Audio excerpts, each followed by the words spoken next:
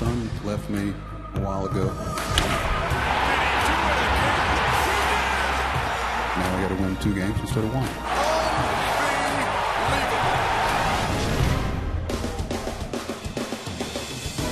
With 2 swings of the bat, Raul Ibanez became the talk of this town. He put the Yankees a win away from the American League Championship Series, and he put the Baltimore Orioles' dream season on the brink. Tonight, from Yankee Stadium, Game 4, Orioles and Yankees, here on TBS. Good evening, everybody, and welcome back to the Bronx. Along with John Smoltz and Cal Ripken, I'm Ernie Johnson. John, this was a special night of baseball. If you're a baseball fan, you had to love the drama here. You've had about 24 hours to reflect on it. What jumps out at you about what the Yankees were able to accomplish? Well, first of all, it was unbelievable. It's a historic franchise. We know about their championships, and it was a historic night for a guy that they brought in to be part-time. And he pinch hit at the right time. The manager made the right call, and in these 2 swings, it has given them an advantage to make their quest to the World Series, up 2 games to 1. He has picked up a team and teammates that have struggled, and it's been fun to watch. This is a team that uses more players than they have in the past, and they're going to ask Phil Hughes to just go out and do what the other 3 starters did, give them a chance to be great. He doesn't have to be historic. He just has to be good enough to have teammates pick him up and pass the ball to CC Sabathia, who in a perfect world would start the ALCS Game 1, not Game 5 in the division series. Meantime, for the Baltimore Orioles, it's an elimination game for the second time in this postseason. The first was in the wild card game. They sent Joe Saunders to the mound that night, and he won in Texas. He gets the ball again tonight, Cal. Well, yeah, sure, it's all about the pitching, and he has his challenges, but to me, it's about the Orioles trying to find their offense tonight. And this might be the best opportunity against Phil Hughes. He's given up 35 long balls, and the Orioles' offense is predicated by the long balls. So you got Wieters and Jones and Hardy and Reynolds, who played such an important part. They need to find their offense tonight. The Orioles need to find their offense tonight. Can they still win? Just think, if Jimmy Johnson would have pitched in the postseason like he did in the regular season, the Orioles might be playing for a clinch. As it turns out, it's the Yankees 1 win away. It's Game 4 of the American League Division Series here on TBS. Back with the first pitch right after this.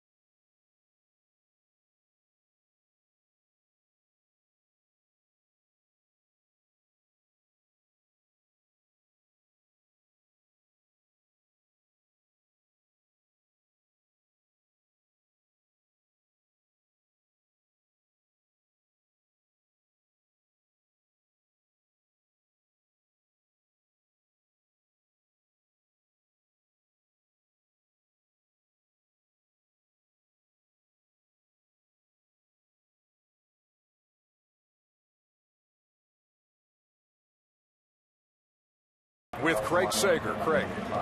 A moment of silence was observed before tonight's game for Jerry Girardi, Yankee manager Joe Girardi's father, who passed away at the age of 81. We were in Joe's office this afternoon when, with a tremble in his normally confident voice, he confided that he has known since Saturday, but knew how difficult talking about it would be, and he did not want to be a distraction to his team. This past several days, with poise, concentration, and emotional control, he has gone about his job in the most demanding of circumstances, constantly remembering his father, who was always preaching, finish the job at hand. A funeral mass will be held Monday morning in Girardi's hometown of Peoria, Illinois. EJ? Thank you very much, Craig. And have obviously sobering news today that we were greeted with. And Joe, in our meetings with him, has often spoken of his father, who has had Alzheimer's for several years, and he's the guy that Joe gave his 1996 World Series ring to, and where he got his work ethic. And if that doesn't sound like a mantra, a theme for this team to follow, finish the job, I don't know what does.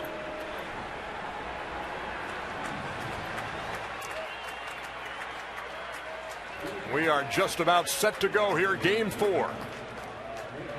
And Nate McLouth will lead it off for the Baltimore Orioles against Phil Hughes. Well, for Phil Hughes, he hasn't been out there for 10-plus days. This will be a good opportunity to try to knock the rust off, see how his fastball command is early. As we've talked about, he's given up a lot of home runs, 22 here. He likes pitching here, 11 wins. But for the Orioles, this will be a different type pitch game that they've seen. Previous 3 games will not be by the Yankee starters. Ball and a strike to McLouth, who's hitting .308 in this series, .294 when you count the wild card game. Breaking pitch misses, 2 balls and a strike. He leads the Orioles in postseason RBIs with 4, and that's one of the problems Cal pointed to early, that really the engine room of this team, the Big Boppers, have not produced at this point. 2 balls and 2 strikes. He certainly added another element to this offense, the stolen base, getting on base, but you don't really expect him to provide all the RBIs. That comes from the big guys, the guys that hit the home runs. And this is their opportunity to get their offense started, and they need it.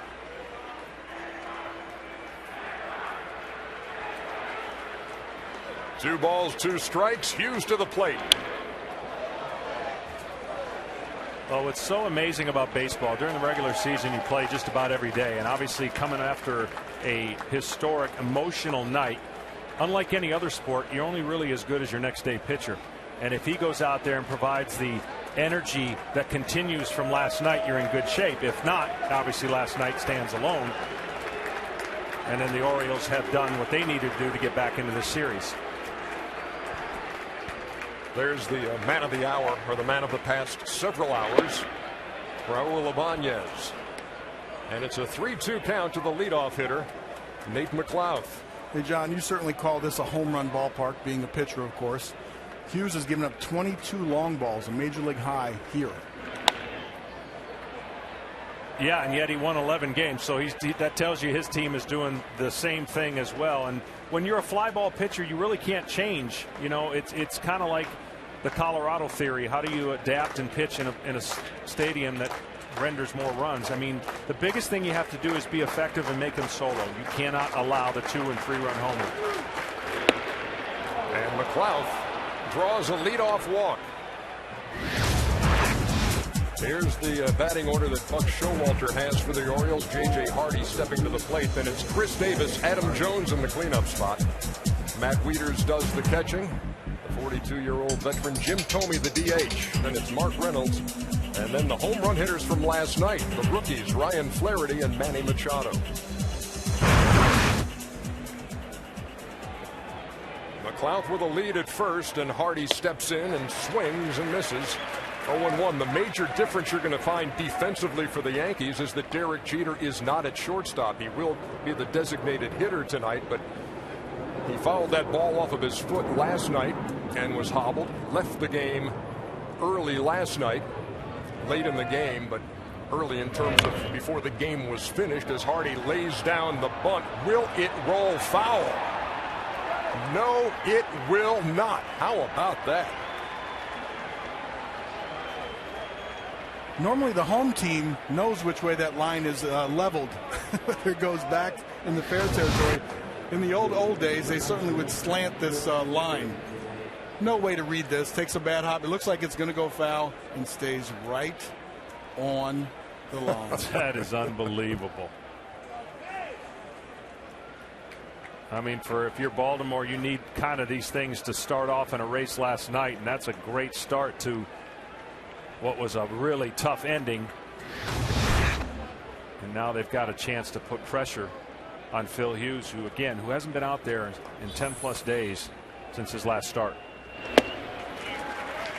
0-1 to Chris Davis. Runners at first and second against Phil Hughes. Well, for Phil Hughes, you got to shut down the righties, and that would be normally what you think, but over 300 against right-handers this year. Limit the long balls, we've already talked, and then that fastball command. That's huge for him because he's got a slider and a curveball that he can go to that gives the left-handers, ironically, the most problems. But the right-handers in this lineup, you got to control that because 300 is just unheard of righty on righty. So a slight change in the strategy. Buck chose to bunt. Almost in a sacrifice bunting position because in a game like this, you want to play out front. Up and away to Davis. 2 balls and a strike.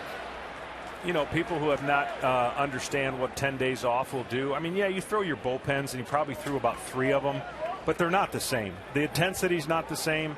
You've got to be able to get familiar with the strike zone, get your mechanics working, because let's face it, during the season, you're going every 5 days, and that shouldn't be an issue during the season. The count even, 2 balls and 2 strikes. So with Jeter DHing tonight, Jason Nix gets the start at shortstop for the New York Yankees. I think that would be a problem normally, but this year Joe Girardi used the DH to spread around. Many times he used it to have Derek Jeter be the DH, and other people get experience in that position, in that role. In the air to left field. Routine for Ichiro, 1 down. So here's the way the Yankees line up defensively. Ichiro just made that play in left. Granderson in center and Swisher in right. A-Rod, who DH'd last night, back at third tonight. Teixeira at first, then up the middle.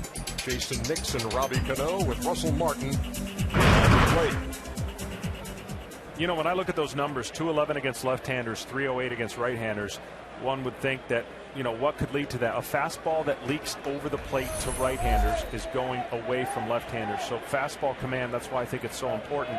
And a lot of those home runs are going to be via the fastball. He's a fly ball pitcher in a park that you really can't afford too many fly balls. Swing and a miss by Adam Jones, 0-1. And there you have 11 home runs against left-handers, but 24 against right-handers, 22 of them at home.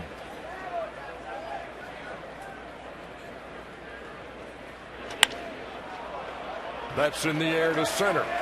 Granderson had him played perfectly. Second out, McLouth tags and moves to third. They're at the corners with 2 down. John, what that tells me, when a right-hander dominates, you wonder whether that right-handed breaking ball is good.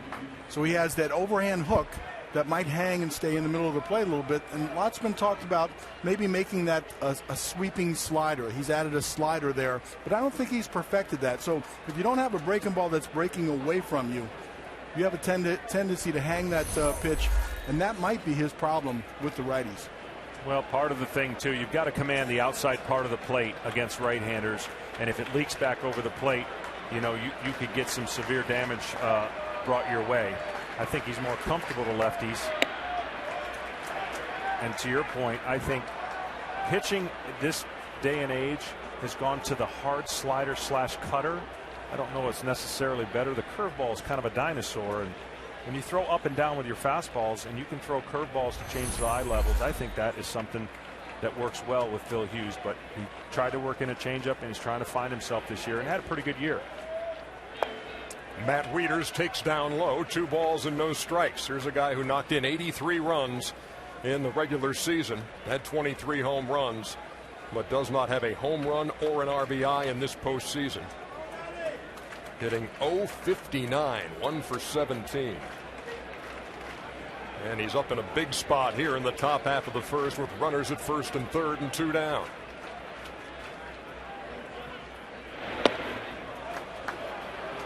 Now 3 balls and no strikes. Jim Thome waits on deck. And this certainly is where Wieters has done some heavy damage over the last 2 years. 7 for 8 in 3-0 counts, 2 home runs. He's confident swinging in this count. Swinging on a 3-0 here to center field. Granderson back to the track and makes the play, and that does it for the Orioles in their half of the first.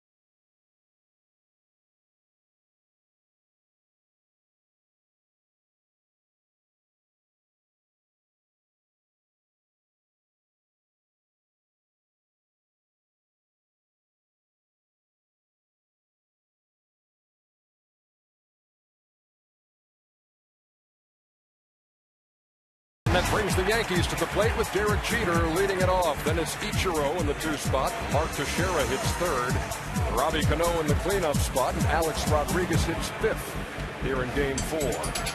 He's followed by Nick Swisher, Russell Martin. The center fielder Curtis Granderson hits 8th. And Jason Nix playing shortstop tonight at 9th against Joe Saunders. Well, Joe Saunders already in his brief stint with Baltimore has pitched an elimination game. His overall record is there, but one of the things that he has been able to do is mix and match. Only 1 walk his last 28 and 1/3 innings. Got to change speeds. He must own the lefties and no crooked numbers. These are the things that keep your chances and the momentum going for Baltimore in a way that you get too far behind, you start thinking about your chances that have gone awry. There you see the left foot of Derek Jeter, fouled a ball off of it right there. Not the same injury as the bone bruise to the left ankle that had bothered him the last month of the season. He was hobbled last night. Had to talk Joe Girardi into giving him that last at bat in the 8th inning. He did pick up a couple of hits on the night, and then Jason Nix came on as a defensive replacement for him in a game that went 12. Fouled off the right side. No balls and 2 strikes. Here it was last night. Cal, can you describe how that feels when you foul the ball right off your putt? It hurts. I've hit so many balls off that front. It depends upon where it hits. Sometimes it doesn't hurt at all, but that one, I guarantee you, hurt. Reaches out, Pokes it wide at first, and the race to the bag is won by Saunders by a hair over Jeter. Got down the line pretty good. Yeah, look how well he ran down the line. So yesterday it bothered him. It swelled up a little bit. Sometimes you can hit it right on that instep, and I think that's where exactly he hit, where you start to have some swelling. But that's a good indication for Derek and the Yankees. He ran down to first base very well. Good job by Saunders getting the front part of that bag to help out the umpire and make that call.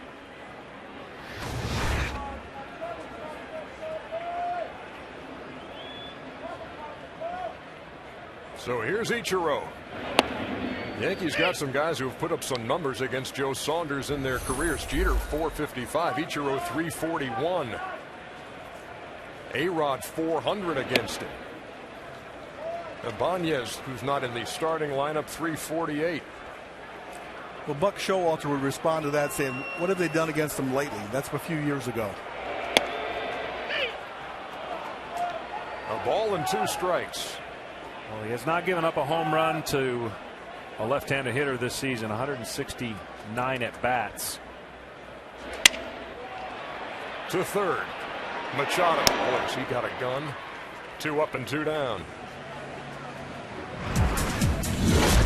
Here's the way the Orioles line up defensively. McLeod, Jones, and Davis from left to right. Manny Machado is 20 years old, holding down third base. Mark Reynolds at first. J.J. Hardy and Ryan Flaherty up the middle. And Matt Wieters behind the plate. Here's Mark Teixeira, the switch hitter. Third in the lineup tonight. 4 out of 12 in the series with an RBI.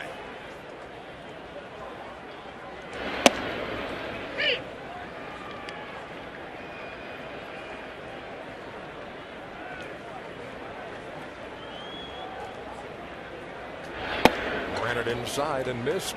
2 balls and a strike. One thing that jumped out, John, when we talked about the performance that Saunders had against the Texas Rangers in that wild card game, boy, did they help him out defensively with 3 double plays, which were really timely in that outing. Yeah, you know, when you see him pitch, it looks like maybe at home the ball just kind of floats to home plate. Well, he varies the speeds on all of his pitches. He's got a good changeup and a good curveball, but throwing strikes is the key, and picking your spots. And he walks to Shera as we're talking about the 1 walk in 28 plus innings. Hey, John, I've noticed a little trend here. Normally when you watch the Saunders game, he likes to establish the fastball away, especially the righties. He's mixing in a lot of off-speed pitches early. Yeah, and I think as pitchers, you watch your film, you see what guys' successes have been against you, and you try to alter in ways that maybe get them to think differently. When you start a game, you know you're going to face these guys a couple times. You go in with a game plan, and the goal would be to have the hitters adjust first before you have to adjust. Here's the cleanup hitter, Robbie Cano. Well, from a hitter's perspective, you certainly want to look from the bench and watch the pitches and see if there's a pattern that develops. And to me, it says, whoa, a lot of curveballs, a lot of off-speed pitches already. So I'm going to go up there ready for the off-speed pitches.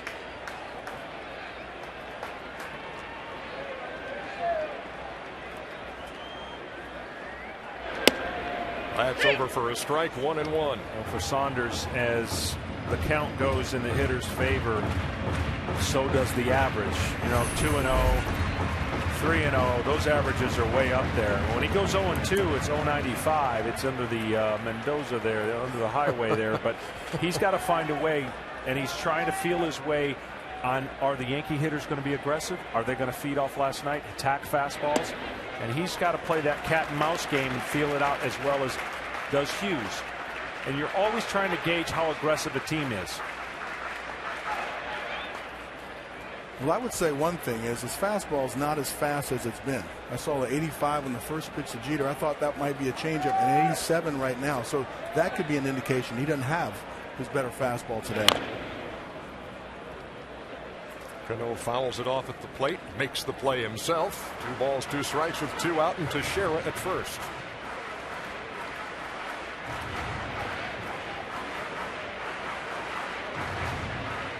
Because he's had the ability to push it up there to 91 when he needs it.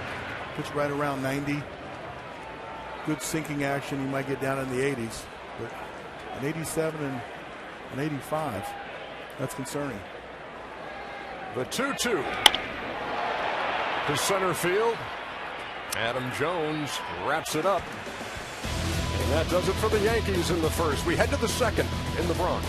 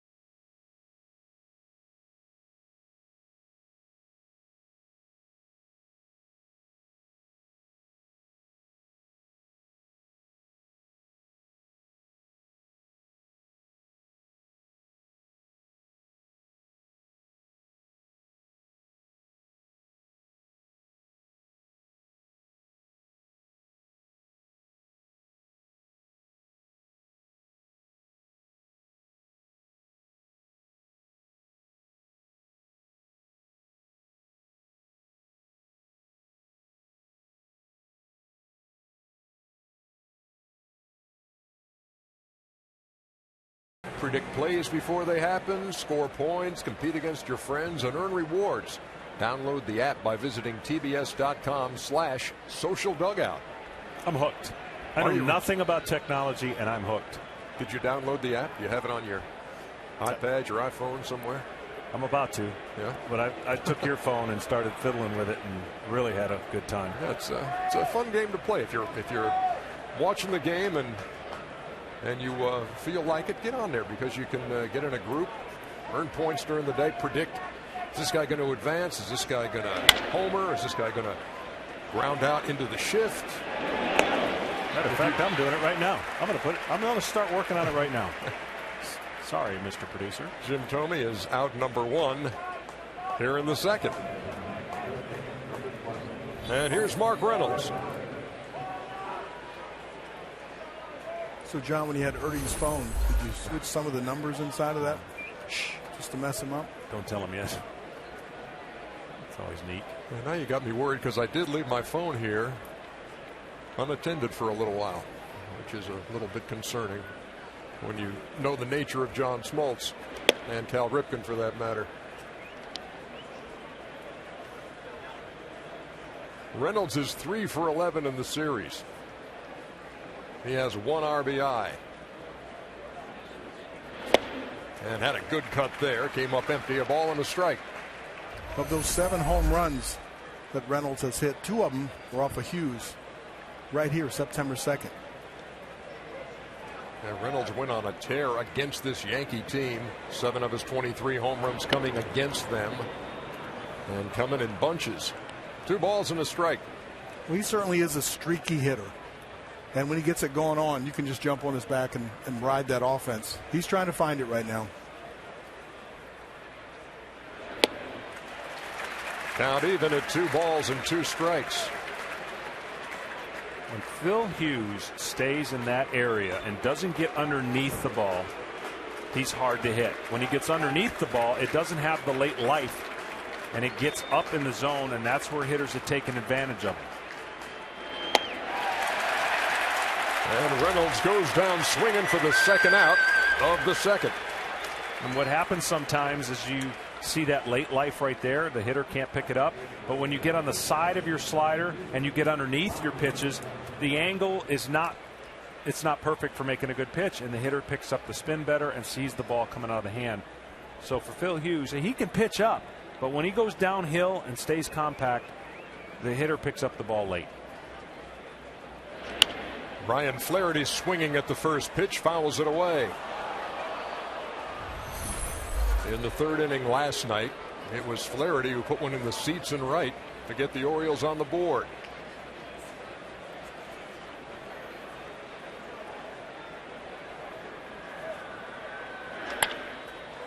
This one's to left, and Ichiro is right there, and that is an easy 1-2-3 inning for Phil Hughes.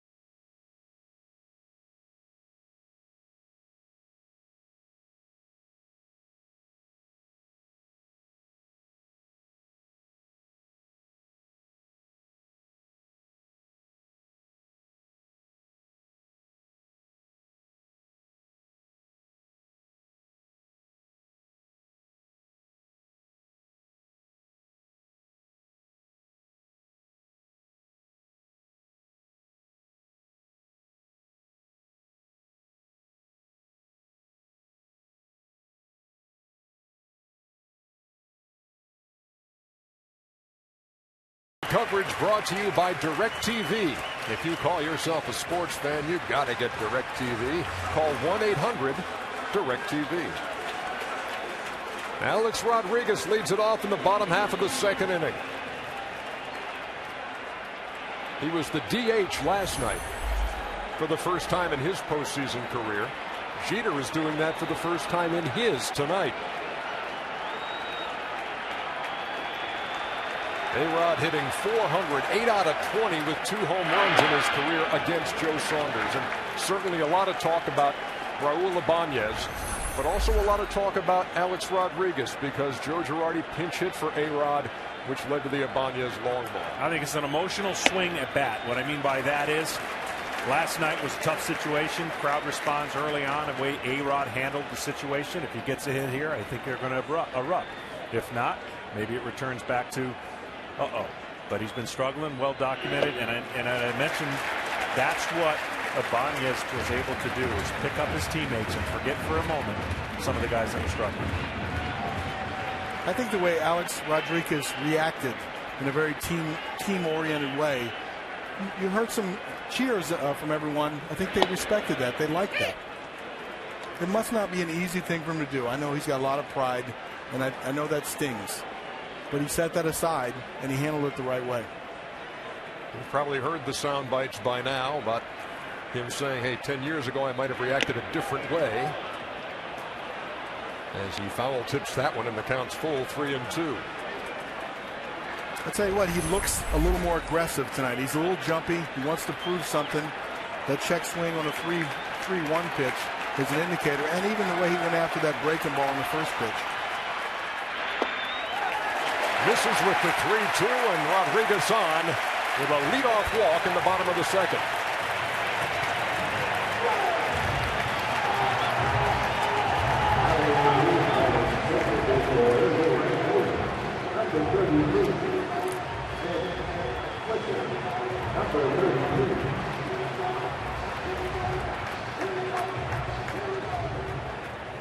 So A-Rod, who's 1 out of 12 in the series with 7 strikeouts, aboard via the walk, and here is Nick Swisher.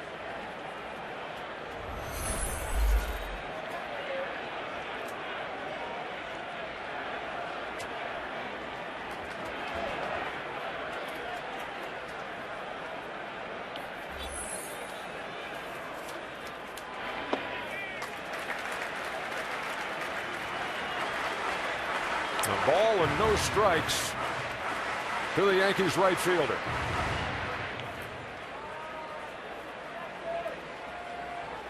Saunders, the Orioles starter, did beat the Yankees in September at Camden Yards. Pitched into the 6th.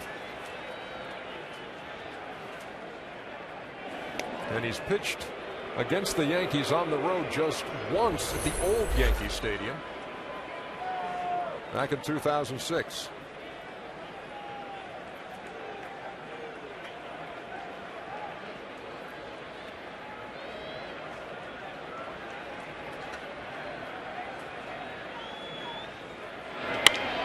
That ball is hit to left field, and Nate McLouth camps under it, and that's one down. Nick Swisher took a nice swing at that. Hit it just off the end of the bat. At first on the TV, I thought it had a chance to go. He must have got it just to the end.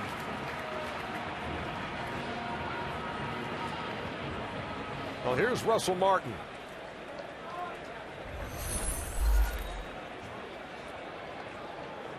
A guy whose 9th inning home run in Game 1 sparked a 5-run rally for the Yankees.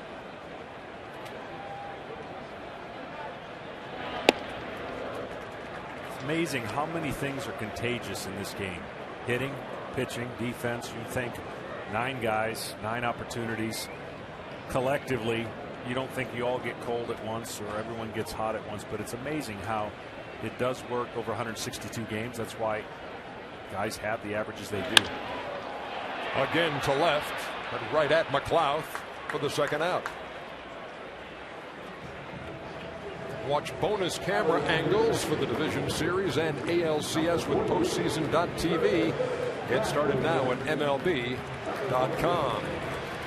We made a big deal out of last night where there wasn't a lot of loud outs. It looked like there's some near misses going on right now on both sides. Well, to your point earlier in the series, when you face pitching like these teams faced last night, everything's going to seem a little easier unless the guys that come in tonight are on top of their game. It's the different styles already have been well documented from each team.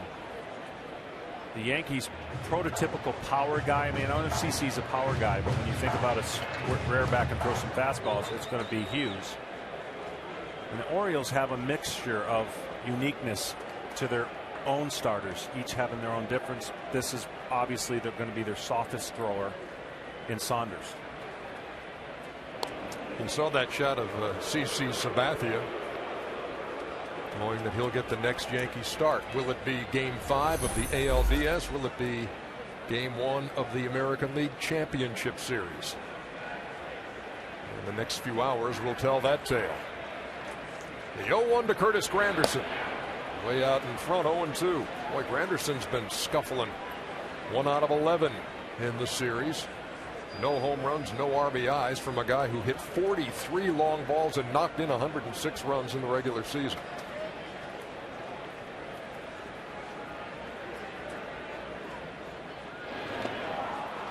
And he goes down swinging. Wieters throws to first to complete the strikeout. We're going to the 3rd.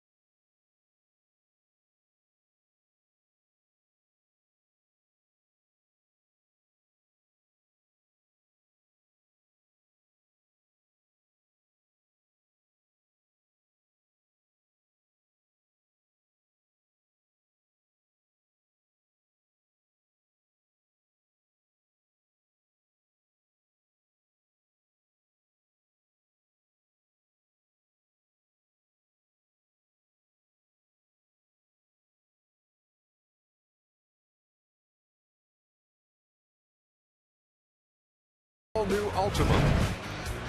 Phil Hughes with those 11 wins, tied for the most at home in the major leagues. His teammate Hiroki Kuroda in there along with Jared Weaver. Overall this season he was 16-13 and worked better than 190 innings. 14 games he got 6 runs or more run support. So I'm sure a lot of that had to happen here in this park. 10-1 in those 14 games. Manny Machado takes, and it's 1-0. That always helps. Get those runs, pitch a little easier, a lot less stress.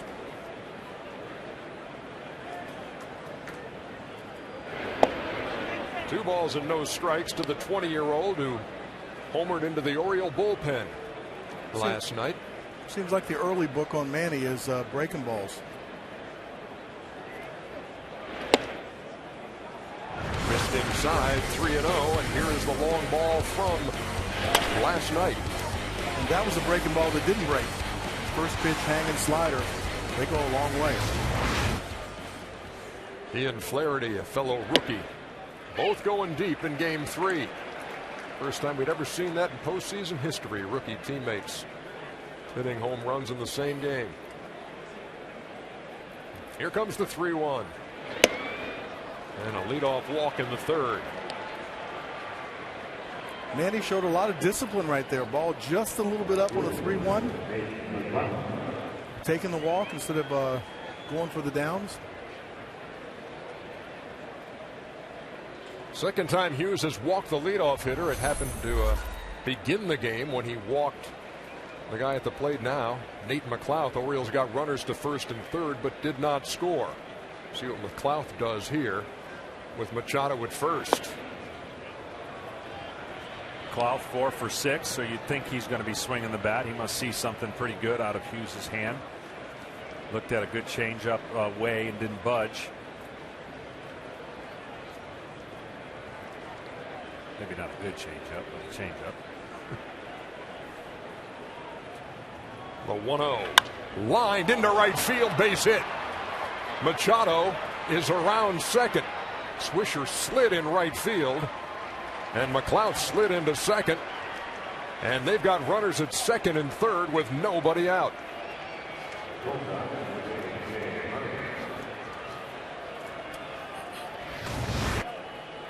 I believe this is another changeup. Pulled into that hole.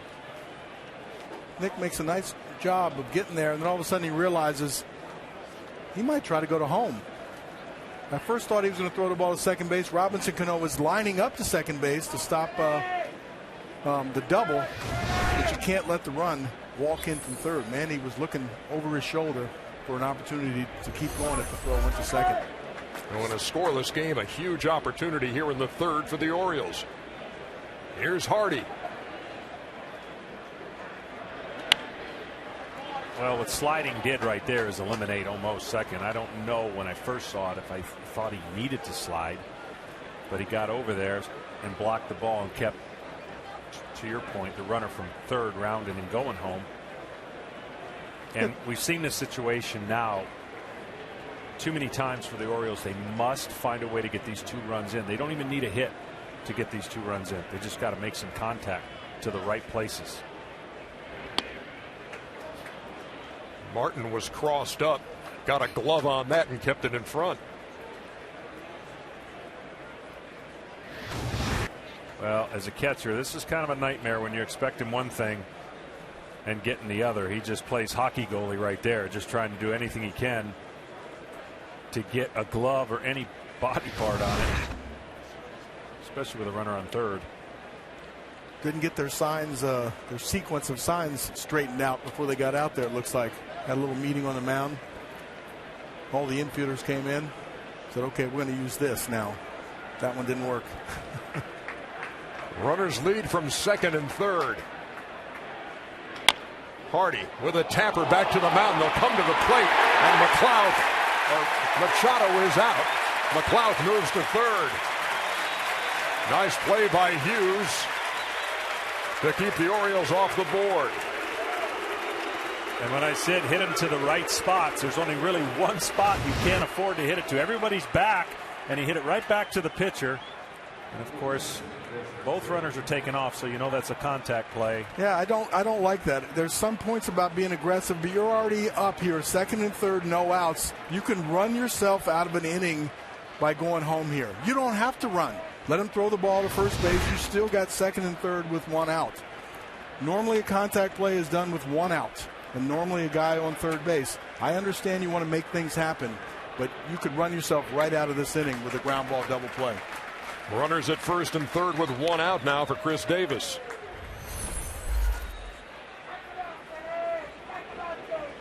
It's all about the read by Manny right here. He's got to read it, and you got to say, okay, can I make it or not? And if the ball's past the pitcher, then you got a chance to go.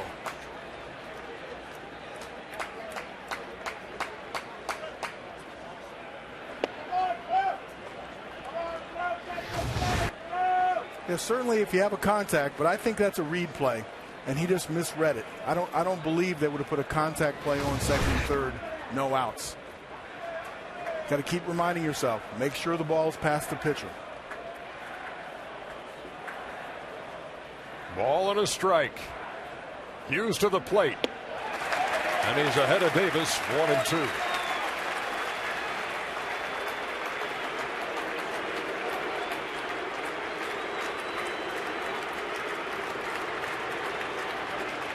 Not like the Orioles have not been given opportunities to score runs by that last statistic, 5 for 24. 0 two-strike RBIs this series. Yankees have 4. Davis goes down swinging. And Hughes an out away from getting out of a jam here in the third. This is a backup slider. For whatever reason, backup sliders don't do what they're supposed to do, and fortunately it didn't here because it went away from the left-hander instead of coming into a left-hander. And that's just getting away with a bad pitch. Normally that results in a fly ball, sac fly at worst. Very rarely a strikeout when the ball stays up there. Here's Adam Jones towards second. Cano throws him out. The Orioles threaten again, but again do not cash in. We go to the bottom of the third.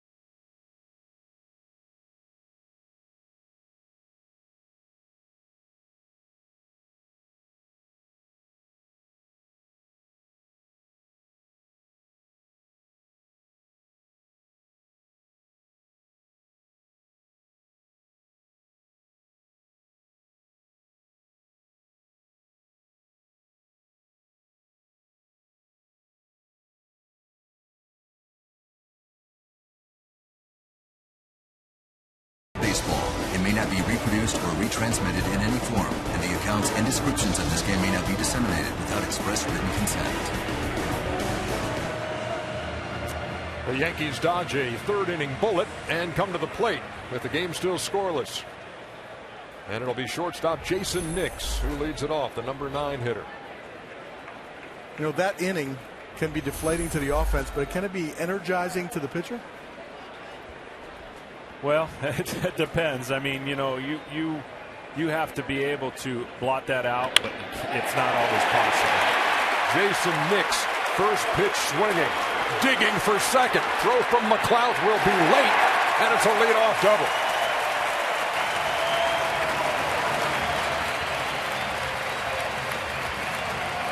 Nix has good numbers against Saunders. He came in 3 for 10, all of those homers, and now another extra base hit. A double to lead off the third. Well, it's not supposed to be deflating their pitcher, Cal, as we look at this ball down the line, but it has that much more to do with the offense that comes up after they got out of that situation. And, you know, putting up zeros is the pitcher's job, but it can be very, very frustrating, let's use that word, when you've added in your mind the runs that were going to score and then they didn't. Every pitcher wants wiggle room. They're going to lie if they say, I mean, they want a mistake or two. They want to be able to have an ability to make a mistake. Nix with the first Yankee hit off Joe Saunders. And here's Jeter. Bounced one wide of first his first time and was retired when Reynolds flipped to Saunders. On a close play. Got him by about a half step. Again, if you're just joining us, Jeter in the DH role tonight. After bruising his left foot. Fouled the ball off it last night.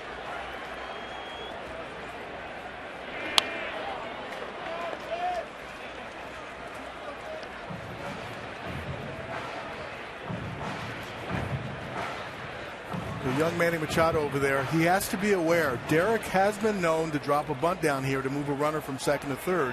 He can't be too far back because Derek still runs pretty well, as we saw, even with that bruise on his instep. So he's got to stay in, which opens up that hole on the left side as well. Just inside. 2 balls and a strike. Well, Derek is so good at getting the ball to the right side. I would think the pitch that would be the hardest to get to the right side is a slow curveball. Now, I could be wrong, but that pitch that where you tendency is to follow it and pull it. Now, they've given him the hole between third and short, but so far he's tried to go fastball in and now fastball away. See if he tries to slow him down to get a pulled at bat. Yeah, the danger, your logic is good, John, because the breaking ball will have the hitter out in front. But if the hitter is trying to hit the ball to right field, sometimes that's the power ball. Gotcha. You intend to approach it over there, and if you hang it a little bit, Derek's got a lot of power that way. I've seen him hit a lot of home runs on curveballs to left field. The inside pitch generally for Derek, he handles it, can push it out there. The outside pitch, he waits a little longer and flares it over there. But he's really good at fighting off pitches until he gets one he can handle. The count stays 2 balls and 2 strikes. Jeter, the leader in base hits for all of baseball with 216 in the regular season, leads the Yankees with 6 hits here in the postseason. Came in hitting .462. He waits on a 2-2 from Joe Saunders. And he just did stay alive. Right before that pitch, Jeter mumbling to himself, stay back.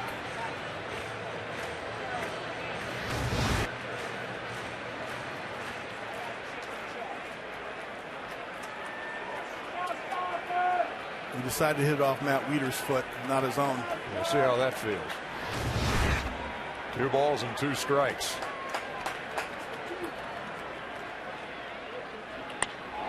Down the line and left, but hooking foul. I'm not sure, John. Was that a hook? That was a hook. Needs to be a little farther down. That's the fear, though, because if he's set up to hit the ball the other way, especially down the right field line, taking a swing at those fastballs you see, that curveball's the right time with that bomb to left. Jason Nix leads from second after his leadoff double. 2-2 to Jeter. Reaches out. And that ball foul down the right side. Joe's got to be careful here because, yeah, he's trying to stop him from getting the runner over, which would be a productive out, but nonetheless would be an out. If he keeps fighting here, and the inning could turn into a bigger inning, say he walks him, it could complicate things. You don't always want to take that productive out. But you want to make sure you minimize this inning. This at bat, a perfect illustration, Cal, of what you were talking about, how Jeter makes pitchers work. And Saunders will have to do it again. 2 balls and 2 strikes. Yeah, it's a good point. Sometimes a pitcher can focus so hard on what the hitter's trying to do and prevent the hitter from doing it that you actually end up going back into a bigger inning than just getting the productive out and pitching with a guy on third.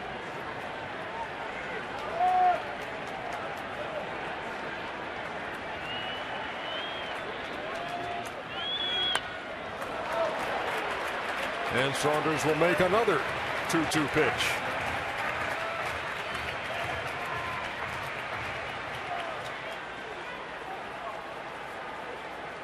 Well, the elevated fastball has given Jeter some problems, but it's been by guys who could throw a little bit harder.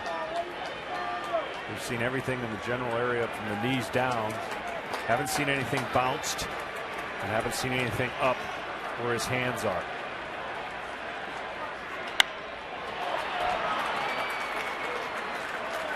I think that's where Derek's weakness is the up fastball. But you got to have, John, to your point, you got to have some cheese on that pitch to go up there. He will chase it out of the zone right down the middle high. But if you don't have enough on it, he could also end up in the right field bleachers. Well, I wonder if that foul ball just took curveball out of play for this remainder of this at bat. But nothing down towards his foot, nothing to his back foot has been attempted.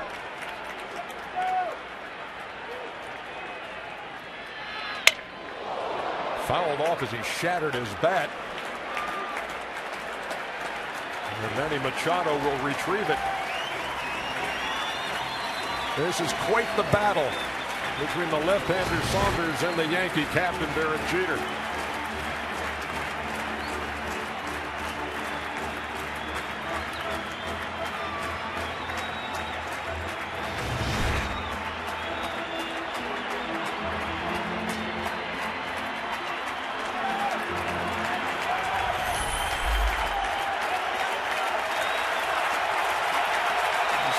Basically 1/3 of his pitches tonight against Derek Jeter. I know this is a second at bat, but 15 pitches already to Derek Jeter of his 43 for the game. And Saunders wins the battle on the 13th pitch of that at bat. Well, that was a much better curveball that actually had movement back in towards his back leg.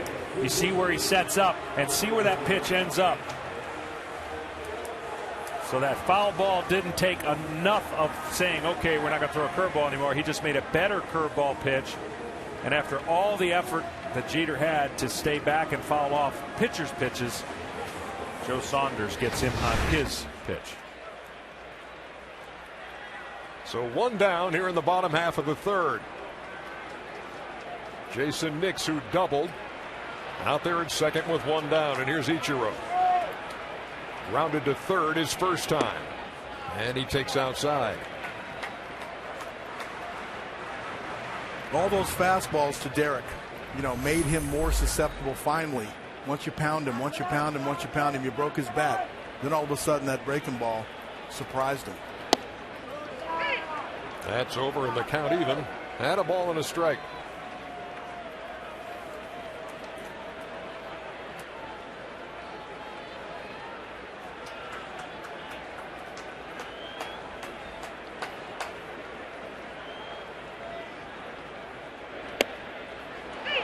Saunders jumps ahead 1-2. Well, you got the bottom of the strike zone on one and the top of the strike zone on the other.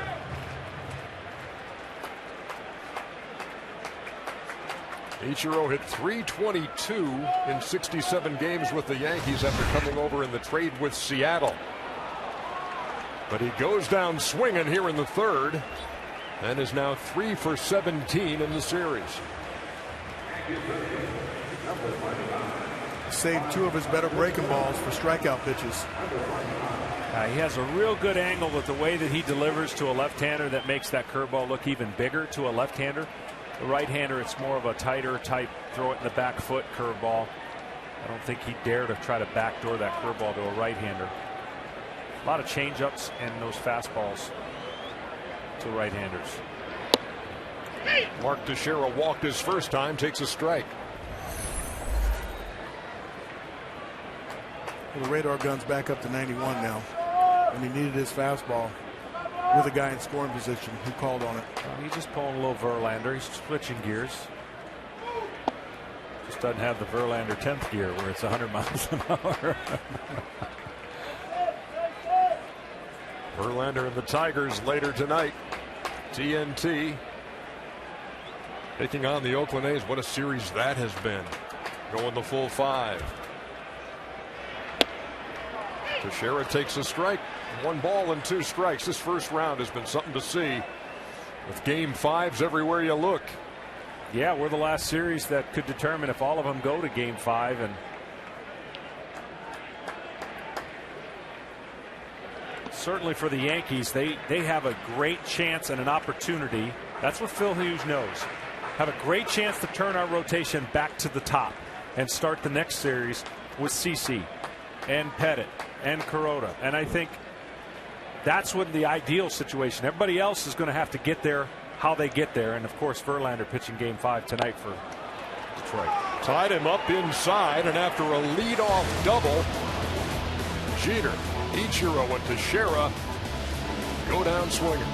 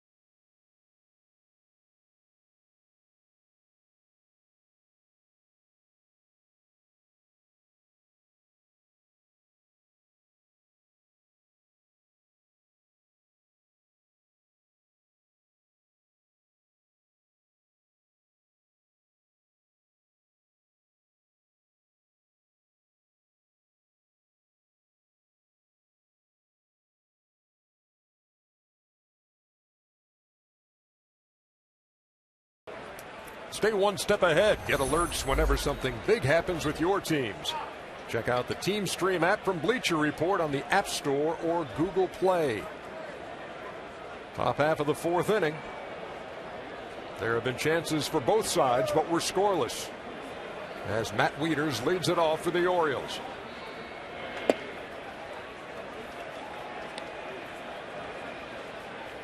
Good look at Joe Saunders, who surrendered that leadoff double in the third, but then recorded 3 straight strikeouts to get out of it.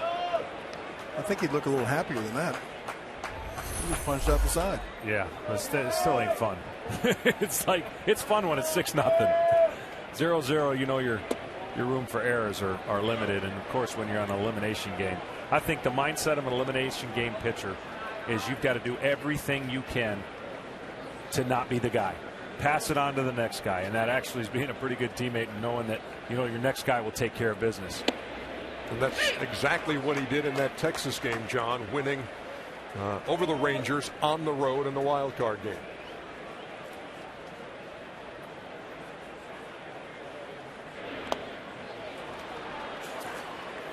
And for the 3rd time in 4 innings, Hughes issues a leadoff walk. John, you can't go to that well too often, can you? No, certainly testing the what is it, Peter Palmer, or what? Who's got the theories? The percentage of walks, leadoff walks that score. He's testing it right now.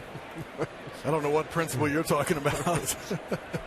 There's somebody out there that got that document. I'm sure there is. Jim Thome takes 1-0. I will agree with you. There is a principle.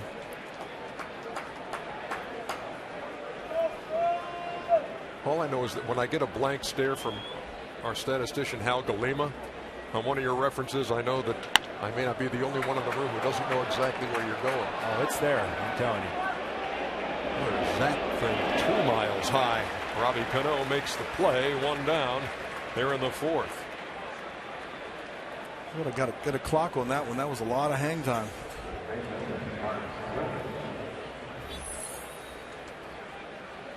Now here's Mark Reynolds.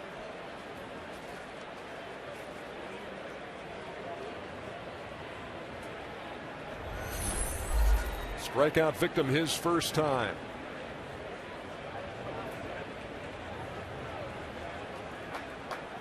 The Orioles offense are doing their thing. It looks good.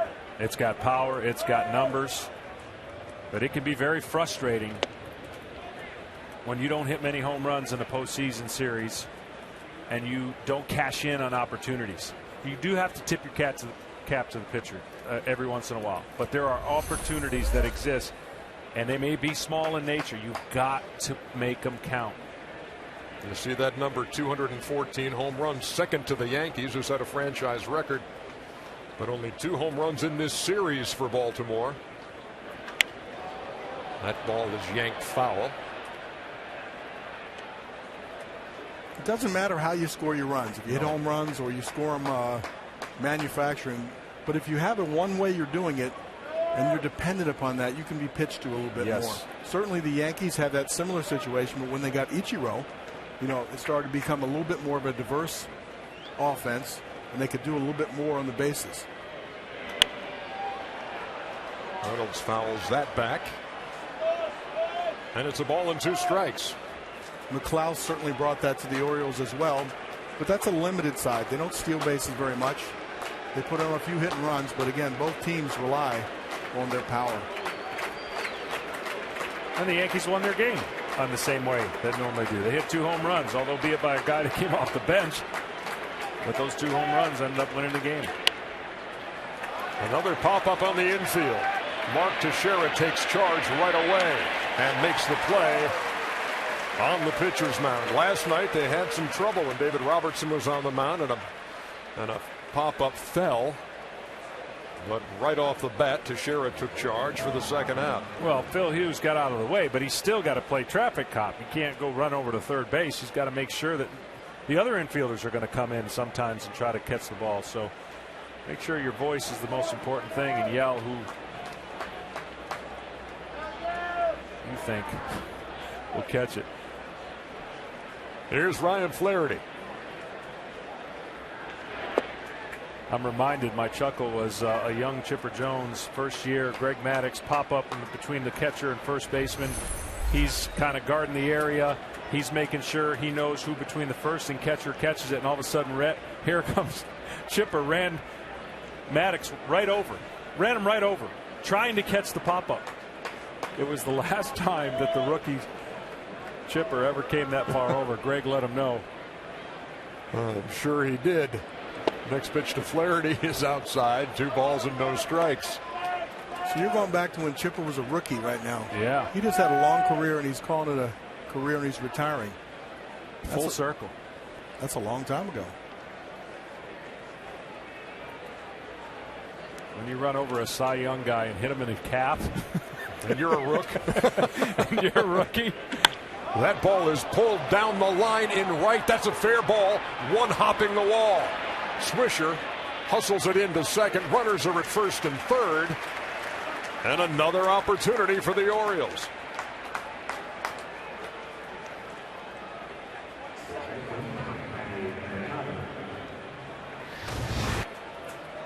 Ryan takes this ball, line drive, bullet to right field, and in this place, it's short down there. And Swisher knows how to play it, plays that one hop coming off the wall. Ryan does not try to go to second base. A smart move. Give him a chance to score a run. This was a bullet down in that corner. Nick's got a strong and accurate arm, too. No need to take that risk right now. It's the 3rd inning that the Orioles have had runners at first and third. See, that's a good example right there of why right-handers may be having a high advantage. He's trying to go high average. He's trying to go away. He gets underneath, and the ball ends up inside. Well, imagine if he's trying to go away and that ball ends up over the middle of the plate. That's where right-handers, which shouldn't have the advantage against him as a right-hander, have taken advantage of hitting 22 home runs here at home. Ball on a strike to the rookie third baseman. On the 60th pitch by Phil Hughes. The Orioles are already 0-6 with runners in scoring position tonight. Not that you want to think about that if you're Manny Machado. Hughes nibbled at the corner, didn't get the call. 2-1. That's a much better pitch. He's pitching from the third base side of the rubber, creating the angle. Maybe just a tad off. The pitch track has it about a centimeter off the corner. But that area right there is going to get a lot of outs.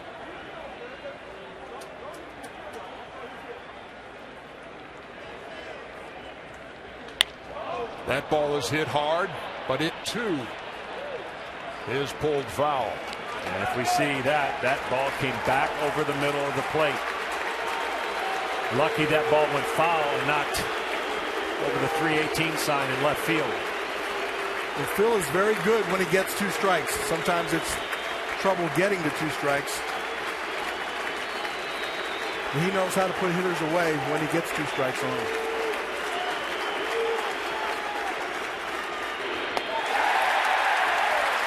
Phil Hughes wiggles off the hook again. Scoreless going to the bottom of the 4th.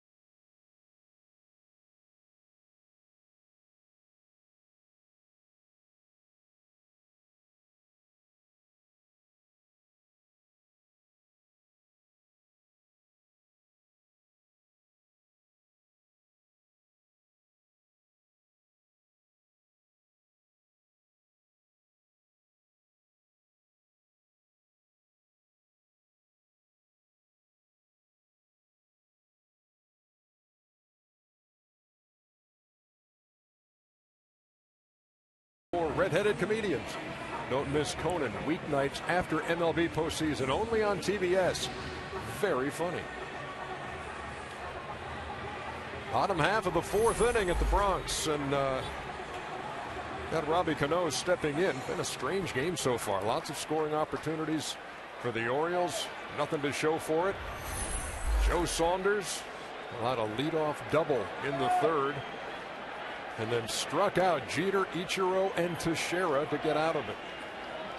Here's Cano, the cleanup hitter.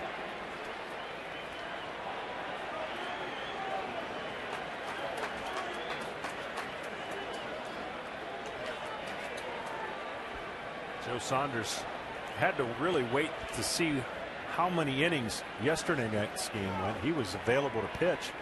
Had they gone much past whatever that number is that exhausts their bullpen.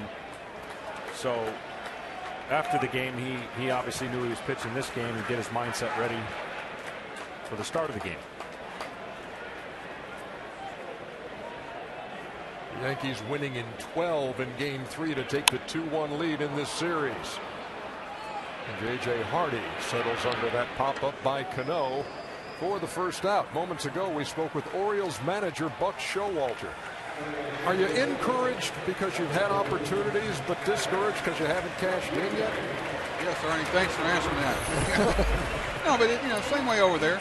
You're kind of sparring around a little bit. It happens. You got pitchers, on the top of their game, and it happens sometimes. We can't just dial everything up like it, should be on paper. But guys are kind of sparring around, and so far so good. I know it could have been better, but same way for them. Yeah, Buck, you got to be happy. Saunders has a very sharp curveball tonight. So far so good. Yeah, Joe's a guy that's not going to move away from the competition. He'll grind it, and he'll give you a chance to win more times than not. Got to catch a baseball and score a few runs, but I like where he is. He's a guy that's easy to have confidence in. He's been in the fight before. Thanks to Buck Showalter. And Saunders has allowed only one hit, has walked a couple, and has struck out 4 as he works here in the fourth with one down. Pretty good changeup, I believe, right here. See the depth. No, fastball. Sorry. Good depth on that sinker. Hits to the bottom of the zone. A-Rod thought it was down. Did a lot of movement, but the speed told you it wasn't a changeup. Good sinker,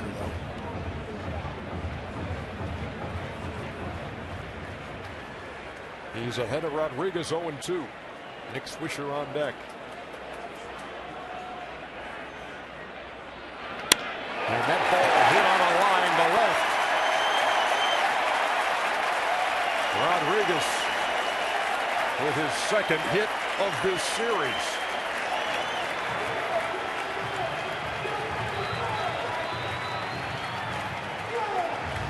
They expanded the zone away and then tried to come in. Not a terrible pitch, but because of the velocity and his ability to actually get his hands in there and get a big hit, as we talked about his first at bat being a swing at bat.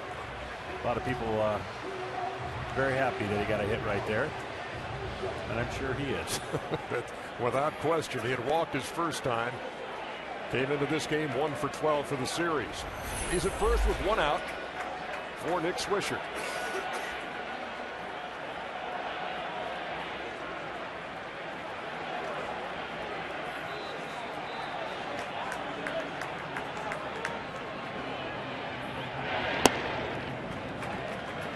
Much what I was talking about early in the open and not being able to expand enough about what Raul Ibanez did.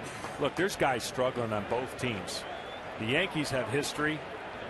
The career numbers of Granderson and Swisher and A-Rod have not been the way they would want them to be in postseason. They've had a ton of opportunities.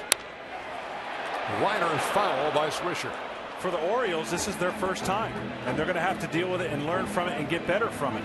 Know what your body feels like. Know the mistakes that you made, and then have enough time to correct them. Well, in a short series, sometimes you don't have that time. Same thing with a pitcher. The closer comes in. He feels a little bit different. He gives up uncustomary home runs. You learn from it. Yankees been there, done that. Count even at a ball and a strike. And Saunders ahead 1-2. You know, the realization you have when you saw that little number on the board when Derek was up, 156 playoff games. Yeah. That's a full season you're adding on in playoff games. So he's experienced everything from the highs to the lows, and that's how they react. And that's the experience, that's the advantage that you have when you do go to the playoffs so many times. You know how to play these games.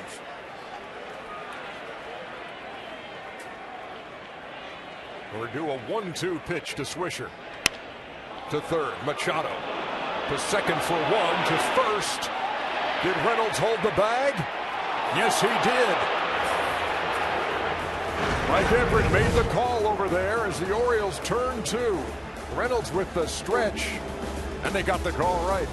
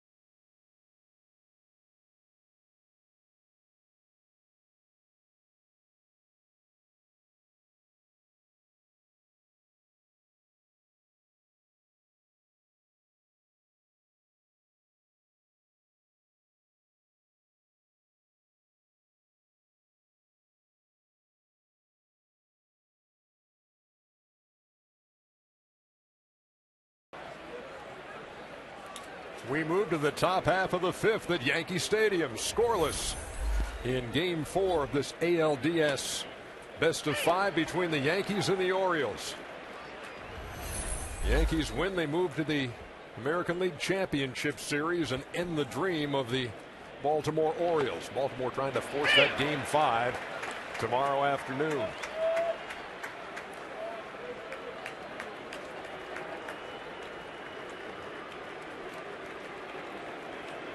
McLeod has walked and doubled.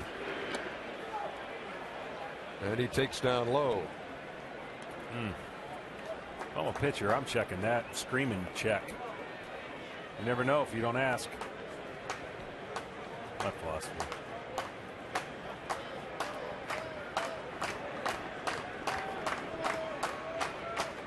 A 1-2 from Hughes. And McLeod launches it to right, and that ball is gone. Nate McLeod with a leadoff homer in the fifth has given the Orioles a 1-0 lead.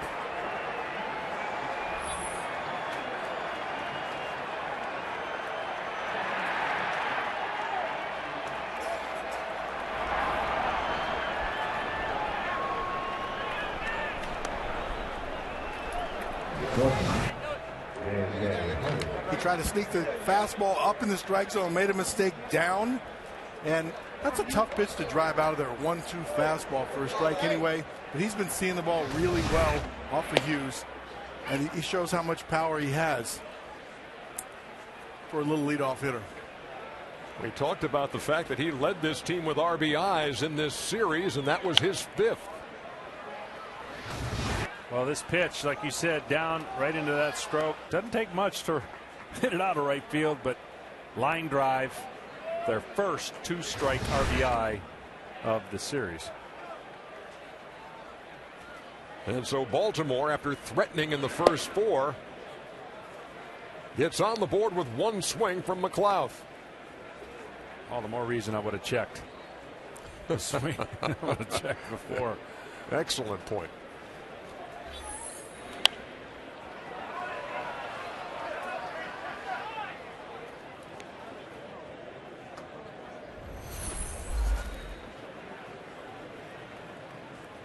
Well, one of the rare hits he'll give up with 2 strikes, and the fact that he has put guys away. Cal, you mentioned about his ability to strike guys out. Got to 0-2 quickly, check swing, and then the home run. You know, I've looked at a lot of stats, more stats than I care to share. But certainly the one thing that jumped out about Phil Hughes is when he does get 2 strikes, he knows what to do then. A rare mistake. There is a punch out of J.J. Hardy. Field and Culbreth making the call behind the plate. 1 down. Well, we've talked about it. He stays on that part of the plate and the ball doesn't drift back. It's outstanding. I wish I knew if some of these were 4-seamers or all 4-seamers or some 2-seamers that he's trying to accomplish. But when he stays down, the rotation of the ball stays on plane. It's just hard for the hitter to pull the trigger. There's a bullet into the camera well down there to the right of the Yankee dugout. 0-1.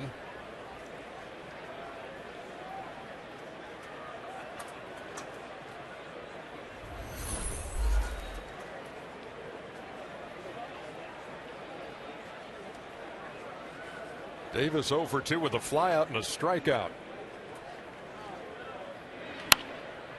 And he's behind 0-2. Chris has been swinging the bat pretty well. I'm sure he'd want that strikeout back the first time up. But he is one of the few guys on the Orioles team with McLeod that has been swinging the bat pretty well.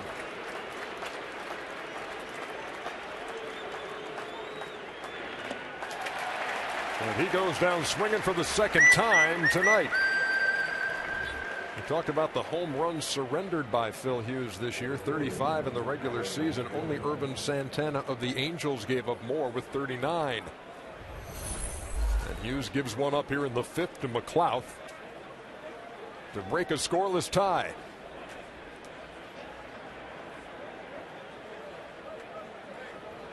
And if you're just tuning into this series for the first time, this is the way these games have gone. Tough and tight from start to finish. 2-2 going to the 9th in game 1. In both games 2 and 3, a 1-run game going to the 9th. Here it's 1-0 in game 4, a game the Orioles have to win to stay alive.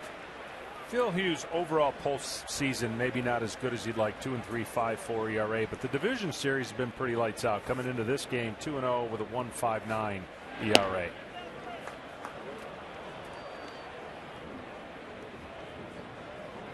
Adam Jones now 2 for 15 in this series and 2 for 18 in the postseason. A guy who hit 32 home runs in the regular season.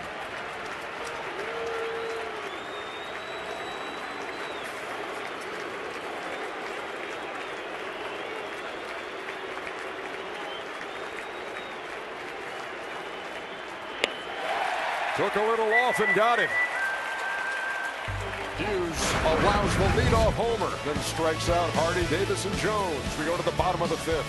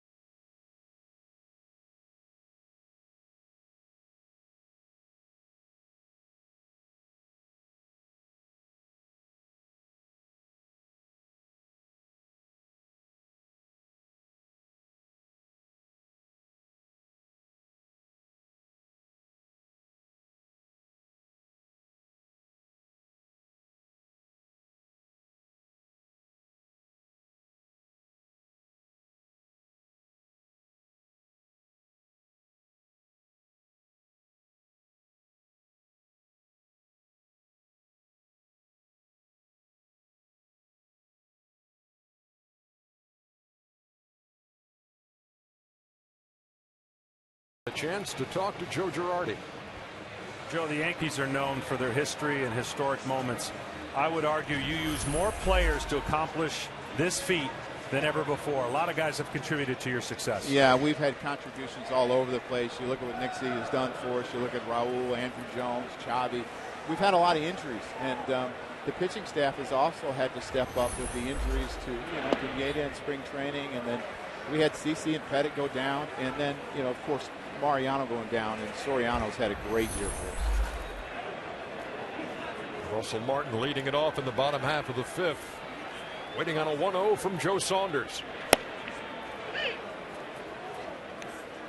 And if you have not heard, as Craig Sager reported as we came on the air tonight, that Joe Girardi lost his dad Jerry over the weekend.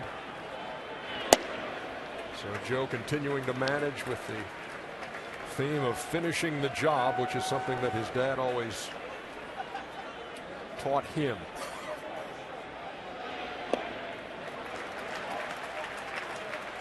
Saunders missed there. It's 3-1.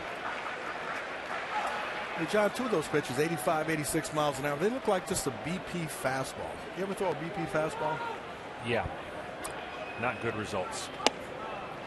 I never could get myself to throw it without changing my delivery. I must admit, I tried to pitch like Tom Glavine one day, and it didn't work.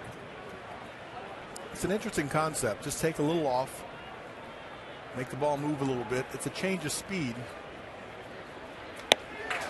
Not a full changeup.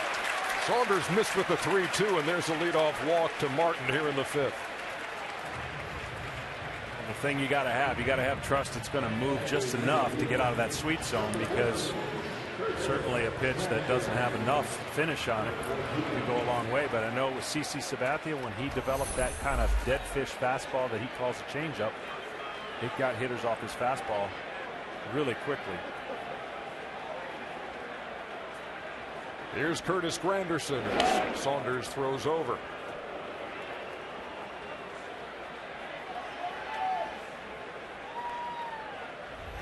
Curtis has been struggling, but I think he aspires to the belief that when you're struggling, you should be more aggressive at the plate.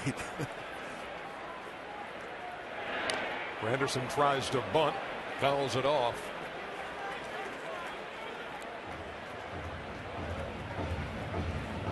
Curtis struck out in the second, now 1 out of 12 in the series. He's got one sacrifice bunt on the year. Probably average for a guy that hits over 30 home runs. Not going to bunt too many times, but when you're struggling, you do whatever it takes, and he's struggling to get the bat in the right position to get the ball in fair territory. And now Granderson hearing it from the Yankee faithful here in the Bronx. There's Rob Thompson going through his signs in the third base coaching box. And John Russell relaying them to the catcher, who relays them to the proper people on the field. A ball and 2 strikes to Granderson. You heard that? Yeah, our mics are close to the audience. Let it hit you. Easy for you to say.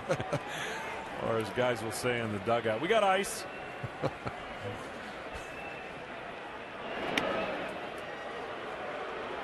The natural reaction is to get out of the way. I've always marveled at guys that can stay in there and intentionally get hit. Your natural reaction is to get out of the way.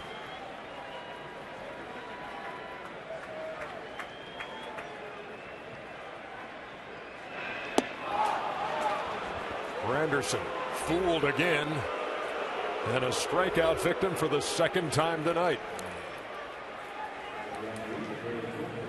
Great night to fly, and our aerial coverage is brought to you by DirecTV. If you call yourself a sports fan, you got to get DirecTV.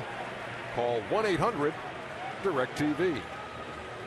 We had rain delays in the first 2 games of this series in Baltimore, but had cool, beautiful fall evenings in New York for games 3 and 4. This game can be pretty cruel at the wrong time. A guy hits 43 home runs with over 100 RBIs, having a hard time in this series making contact. Here's the shortstop Jason Nix, who lined to double the left his first time. talked about his numbers off of Joe Saunders. He had 3 hits coming in, all home runs, and he doubled his first time tonight. And that ball is hit pretty well to left.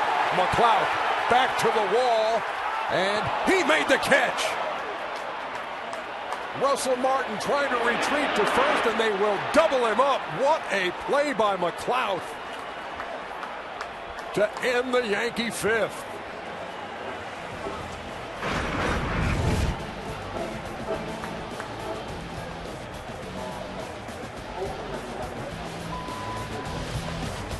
It's still 1-0 Baltimore.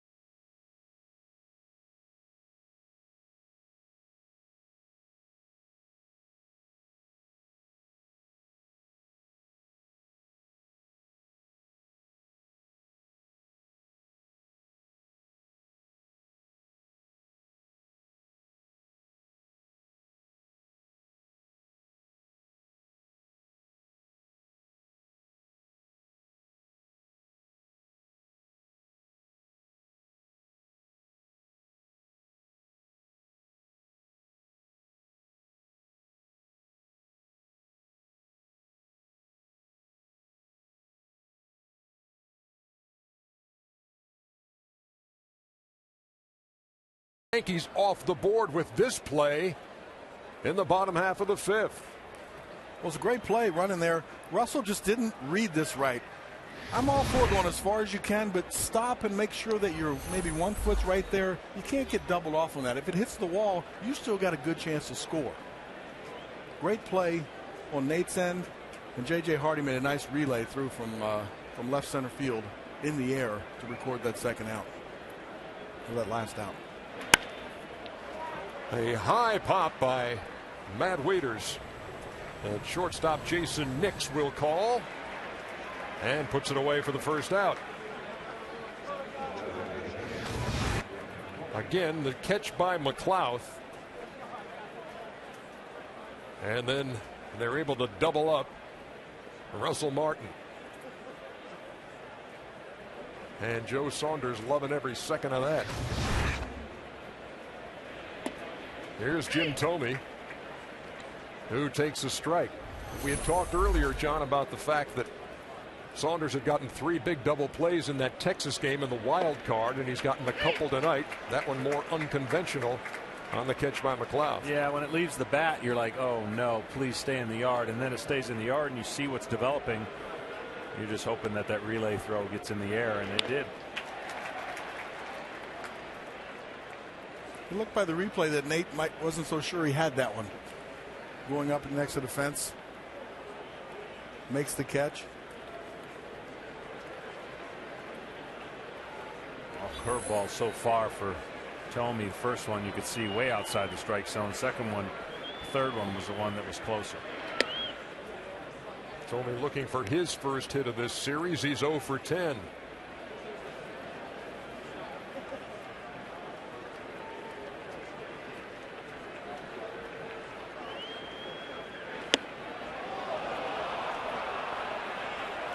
I guess that missed. They're even now. He gave him the first one. Maybe he missed this one. All right, so it's all even. The count's all even now. Whoever makes the best pitch.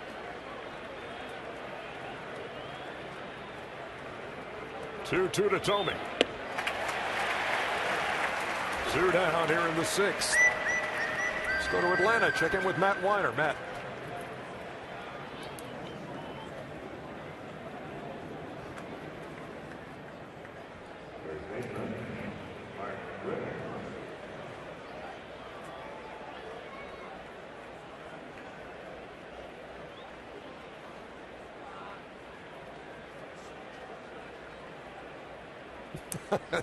You never know where he's going to pop up. Here's Mark Reynolds. Fly ball, right center field. Granderson ranges over and makes the play for the 3rd out. 3 up and 3 down in the Baltimore 6th.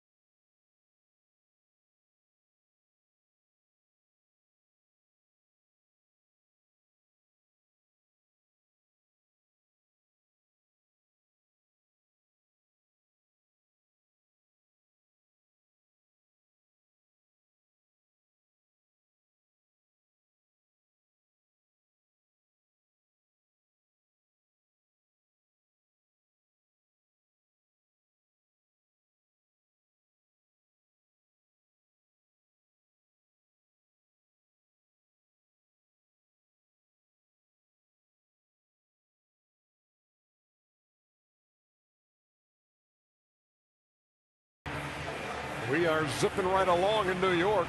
Game 4 of this American League Division Series between the Orioles and the Yankees. New York managing only 2 hits so far off Joe Saunders. Haven't had a runner past second. And Derek Jeter leads it off in the 6th.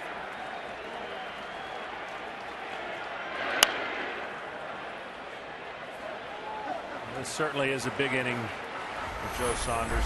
6th inning, top of the order. Put yourself and your team in a great position. 1-0. Not many mistakes are out there for you. And he's pitched magically, as really all the Orioles have in this postseason. Their ERA for starters, 1.52. And they're behind 2-1. Doesn't seem like those numbers fit that scenario. We've seen Saunders now in this postseason for the 2nd time, and I don't think the expression on his face has changed. As Jeter lines one into the corner and right. He's got that bad wheel, but you'd never know it. Leadoff double in the 6th.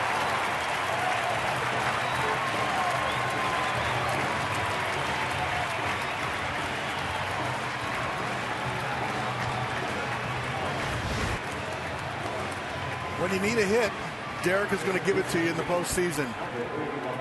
He needs to get things started. Fastball away. Does what he's done about 3,000 times.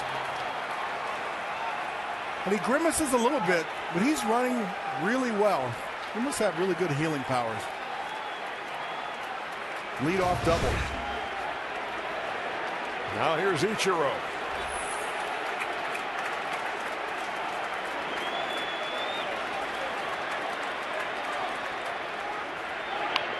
Bunting right back to the mound. Saunders throws him out. Jeter, the potential tying run, is at third.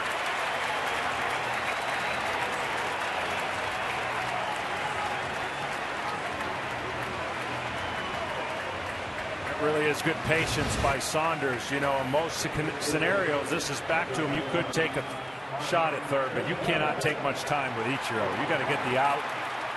Jeter gets a great jump.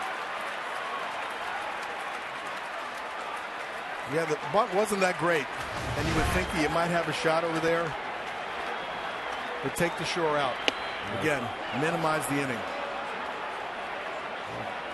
That and Machado had to play in because of the speed on Ichiro, which allows him to read it, not read it perfectly, and get back. That's the big thing, getting back. No balls and 2 strikes. That Oriole infield in. Jeter at third, representing the tying run. Now, Tex has been on the bad end of a couple pitches here in this at bat. Crucial pitches, 0-2. We'll see what they try to expand the zone and get a little extra more. That's a huge play by Wieters to block that one and keep Jeter at third.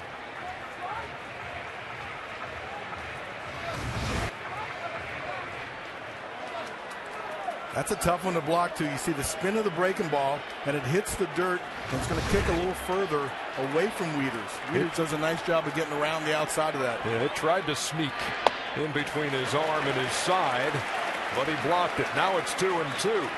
Now, I know with the infield in, typically you want your pitcher to be out of the stretch because you'll shorten the lead a little bit. You won't get that running, but he's out of the windup.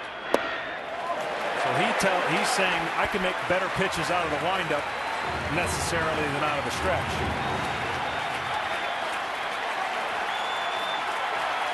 Three balls and 2 strikes.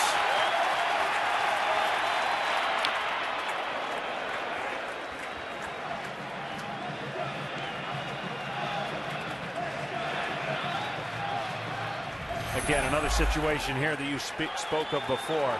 If you give up the run, get the out. Don't create that big inning with Cano on deck. The 3-2. High and away. They're at the corners.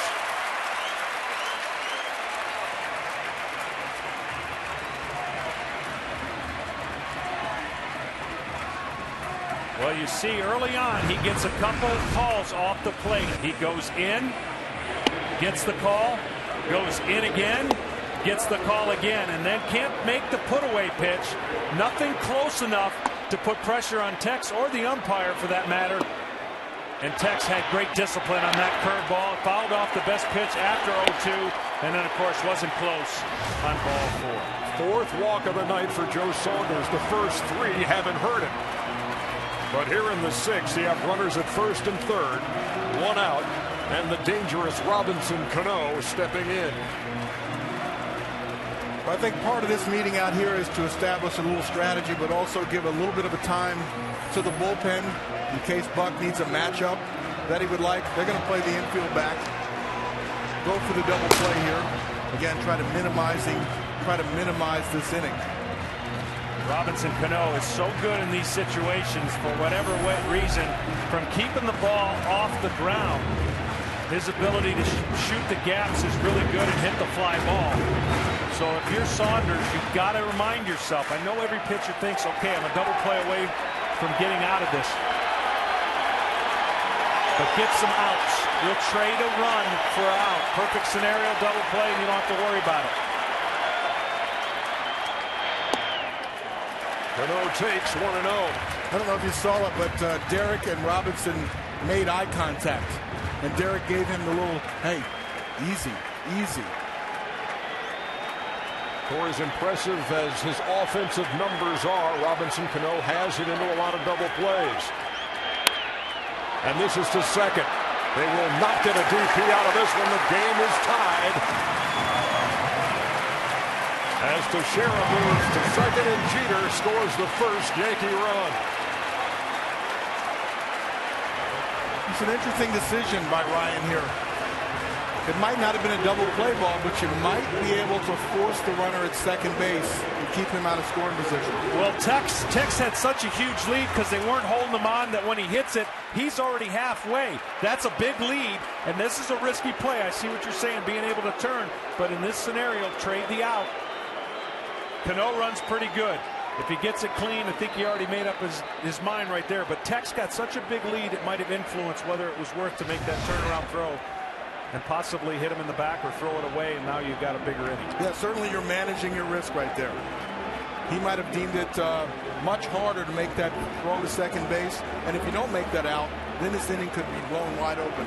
Now, you still can make a pitch to get out of this.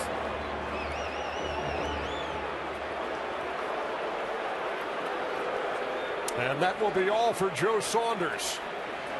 Pitching in an elimination game for the Baltimore Orioles again tonight. And he leaves in a tie game in the 6th.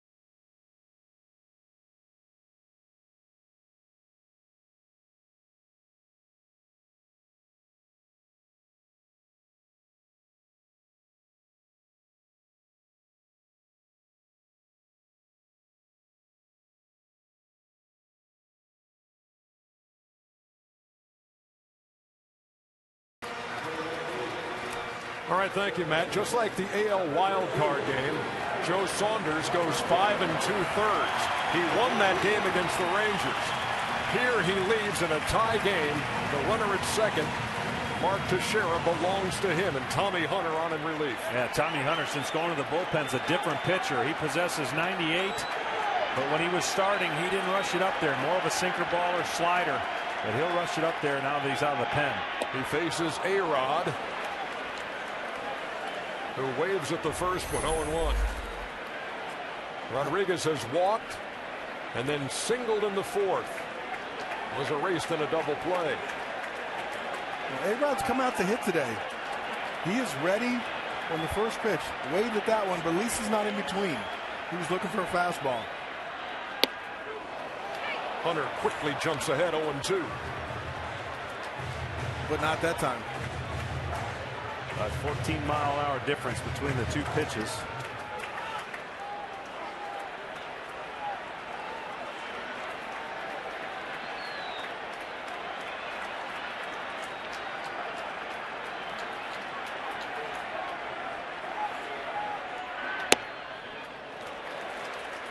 Rushed it up there at 98, did Hunter. You saw a couple flames on that one, Ernie. 98. I know that gets you going. Iron Man. Ball of 2 strikes.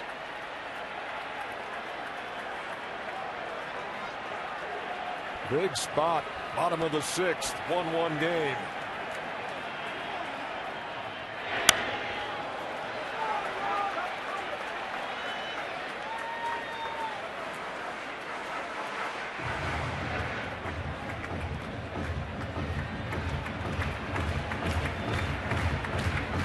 Buck Showalter talk about what a battler that guy is, Joe Saunders.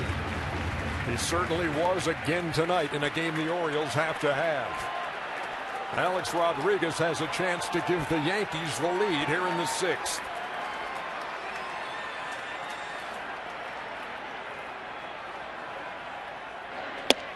And Hunter blew him away for the 3rd out. Derek Jeter got it started with a double. Ichiro laid one down. And Robinson Cano's grounder tied the game.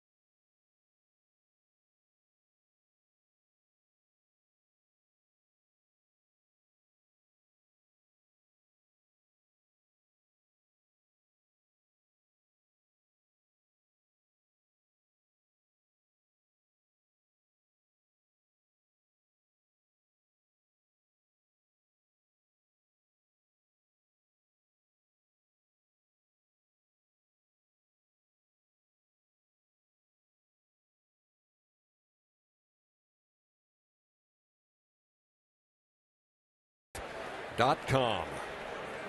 Man, what a series this has been. We're moving to the 7th inning. Tie game, 1 apiece. Phil Hughes facing Ryan Flaherty to lead off the 7th. Swinging at the first pitch. Jason Nix settles under it. 1 down.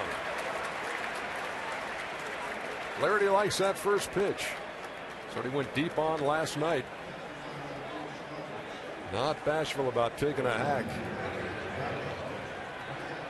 And here's Manny Machado.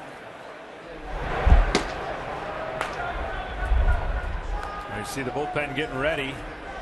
Phil Hughes at 90 pitches probably will not be given the opportunity that the other starting pitchers were given, and that's pitching well into the past the 8th inning for the 3 of them.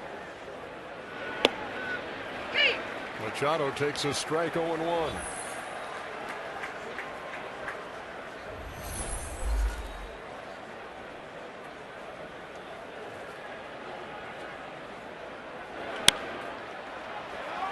Hughes out in front. No balls and 2 strikes.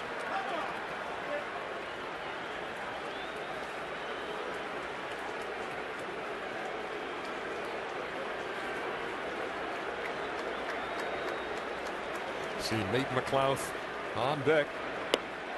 He has accounted for the only Baltimore run with a solo homer in the 5th.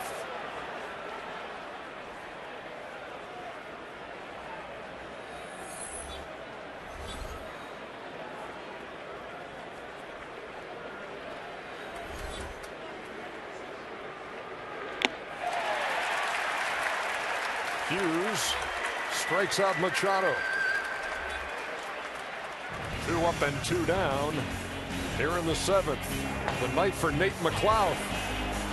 A bullet into the seats and right. He got the Orioles on the board, and then he helped keep the Yankees off the board with this catch. As the Orioles doubled up, Russell Martin at first. You hear the chants of Hughes here at Yankee Stadium. Good work by Phil Hughes in Game 4.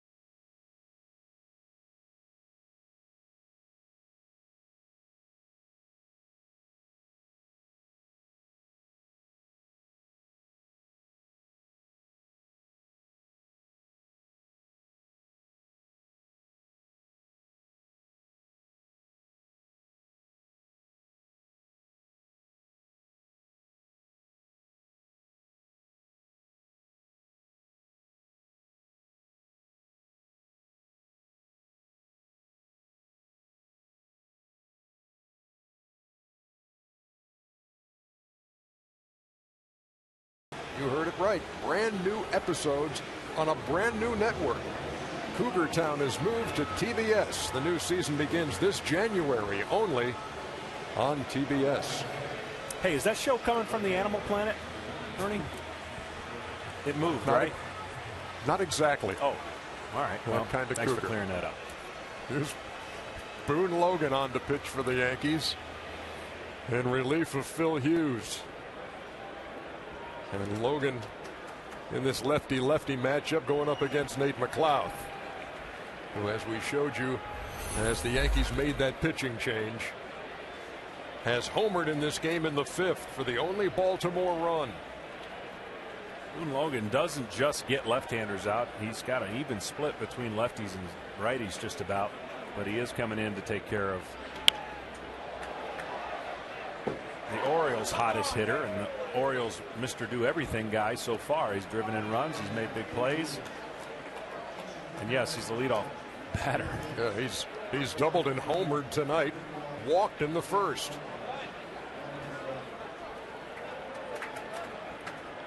The 0-1 from Logan.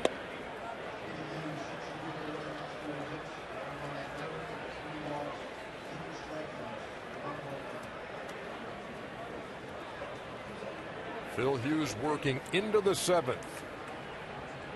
A solid 6 2/3. Had some problems. Walks got him in trouble, but he worked out of it. Grounded foul by McLouth. Well, he did what, John, you said he needed to do. Hand the ball off. Yeah, only one long ball. I mean, that's normally going to win you a lot of baseball games when you leave with 6 2/3, 1 run. He can't get the win, but he's given his team a chance to win, and that's what we talked about in the open. Let the other stars contribute, do your part, pass on the baton. 1 ball, 2 strikes to the Orioles leadoff hitter. And the count even 2-2. McLaughlin All-Star in 2008 with the Pittsburgh Pirates. Fell on hard times in Atlanta, went back to Pittsburgh, still couldn't shake it. But what a discovery he has been with this Baltimore Oriole team. Spark plug at the top of the order. He's played like an all-star in this series for sure. Left field and at the plate. And he works a full count from Boone Logan. Interesting choice for Boone here. 3-2. Sometimes he ducks that front shoulder and gets around the ball. But if he throws anything closer to the plate with his slider or breaking ball, it would be awfully hard for Nate to stay off of it. And a neutral count of 3-2. You got to believe he's getting a breaking ball. Line right at Robbie Cano.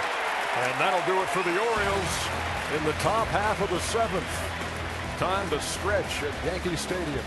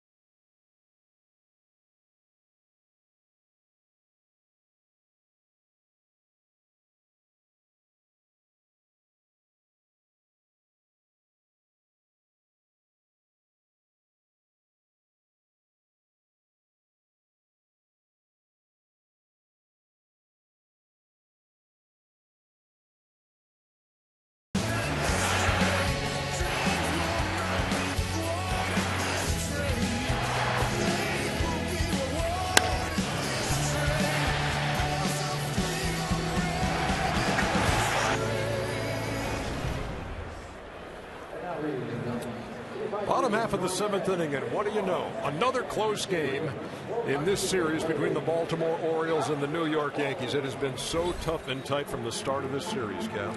It's amazing. I mean, you guys get to do this all the time, have this much fun in these close games. You're on the edge of your seat. You don't know what's going to happen. It's down to the managers matching up with the bullpen again. And the starters tonight, John, I mean, Joe Saunders gave Buck Showalter all he could ask for, and Phil Hughes in a little bit of trouble, but only allows 1 run. Yeah, I know it's frustrating to have the short rope, and meaning not get it out of trouble yourself and not put it on somebody else, but both have did a great job giving their teams a chance to win, and really with some moments where the other team could score, the pitchers just made better pitches and executed and kept it to this 1-run game. Took us 12 innings last night in Game 3 before the Yankees prevailed to take the 2-1 series lead on the heroics of Raul Ibanez. And here we go, bottom half of the 7th inning in a 1-1 game. Yankees trying to move on to the American League Championship Series, and the Baltimore Orioles, who have had a magical campaign, trying to keep it going here in New York.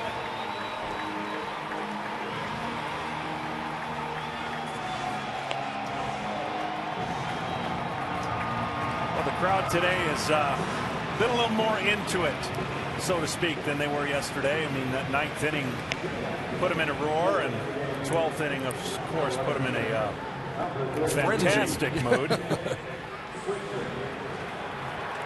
Yeah, I was going to say it was very loud there right at the end of the game, but I would agree with you, a little bit lower key than I'm used to remembering a Yankee Stadium environment.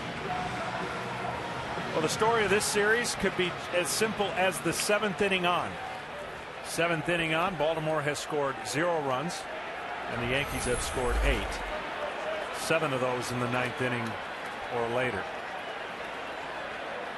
Nick Swisher will lead it off against Tommy Hunter.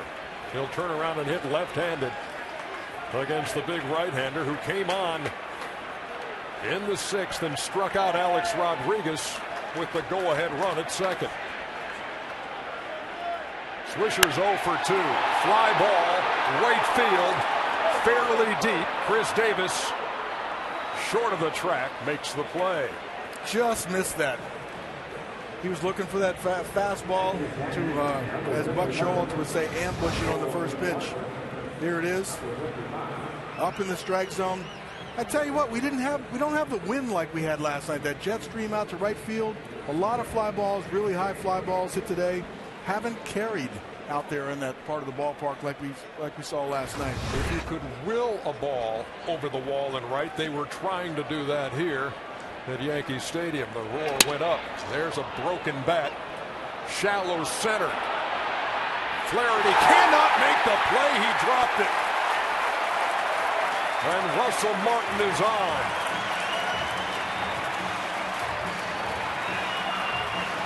Well, that last look back right there, Cal, might have cost him the opportunity to catch this. I thought it was his the whole way, and then, of course, center fielder calls you out. Yeah, absolutely. You look back. Normally in the fly ball priority, the infielder goes back without saying a word and goes to catch it until he hears the outfielder call him off. Could be a very noisy environment, but he did take a peek just to see if he was there, and that little peek might have cost him. And we'll see if it costs the Orioles here in the 7th. That's the peak I don't understand. I think he's looking for contact as he's trying to catch, because the ball's in his glove, and then he looks away. Certainly a big mistake by the Orioles second baseman. It puts Martin on first, and a pitching change for the Orioles. Will be back after this.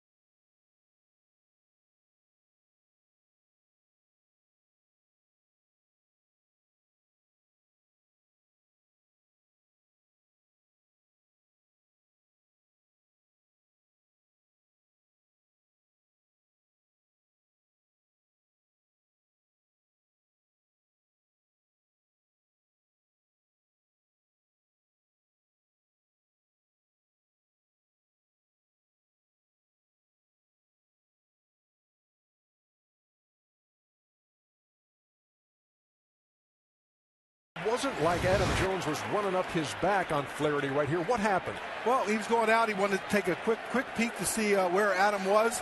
And I think he felt him a little bit because you see his head look down a little bit after he thought he had the ball in his glove. Sometimes your head can bounce. Sometimes the glove can block your vision right there at the last few feet. That could have happened, but I think they didn't have their communication right. That was the big thing. And maybe that's what's solved during the course of a season. 162. They haven't had a lot of reps. Ryan and Adam out there. End result, Russell Martin at first with one out. Granderson in the air, shallow left. McLeod on the run makes the play for the second out.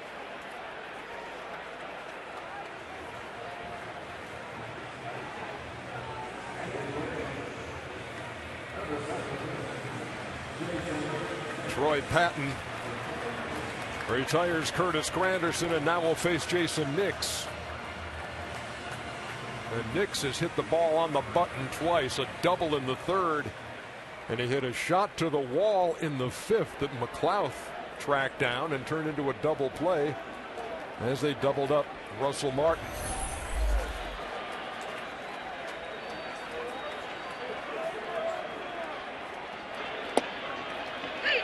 You can certainly see why he would be tough on left-handers. He kind of drops down a little bit and throws across his body, whereas the right-hander is going to see the ball a little longer than the left-hander will.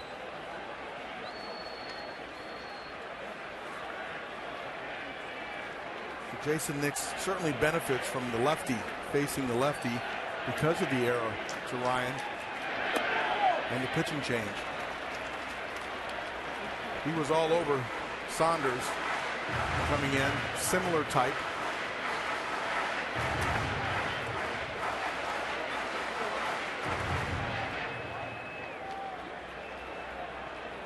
Patton worked a third of an inning in game one.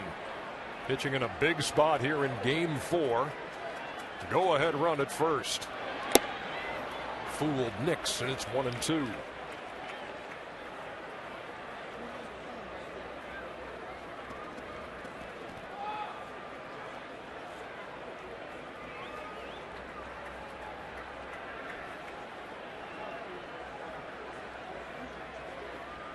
Buck working the seeds. Troy Patton working on Jason Nix with two down here in the seventh. And that ball is lined to left. McLeod will play it on a hop there at first and second with two down. Nix is 2 out of 3.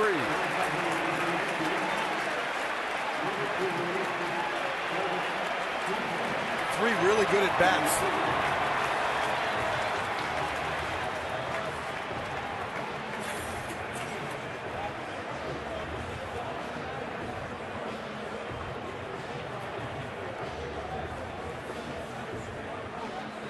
Troy Patton, his work is through. Derek Jeter is coming to the plate for the Yankees as Buck Showalter goes back to the pen in the Bronx.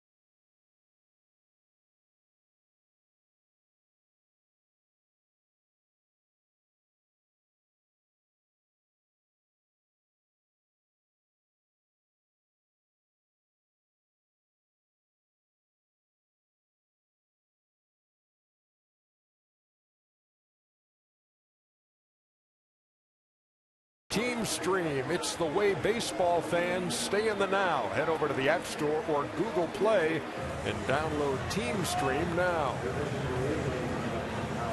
Luis Ayala enters the fray here in the 7th. His first appearance in the series.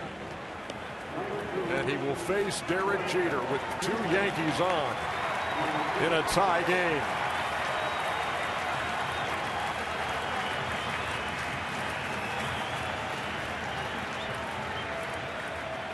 Jeter doubled his last time and has scored the only New York run. He scored on a Robinson Cano groundout. Go-ahead run at second in the person of Russell Martin. Jason Nix is at first.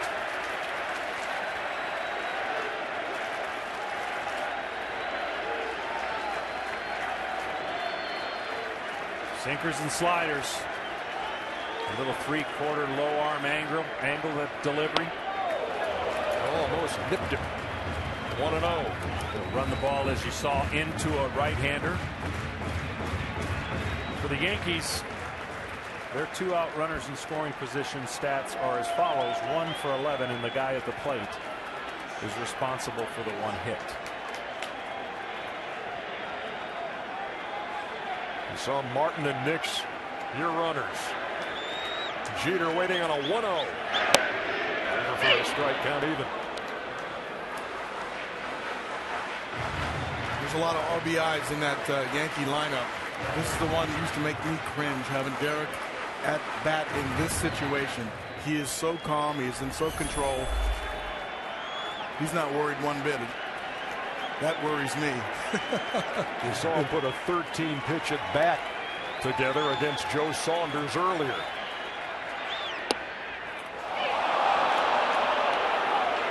He didn't think much of that call by Field and Culbreth, but it's 1-2. Fielding has not missed a down pitch as much as he's missed the pitch in, so that's on the bottom tier of the zone. And certainly as a pitcher, you get that pitch, it's going to be hard to hit. Especially for Ayala. He's got good action down there.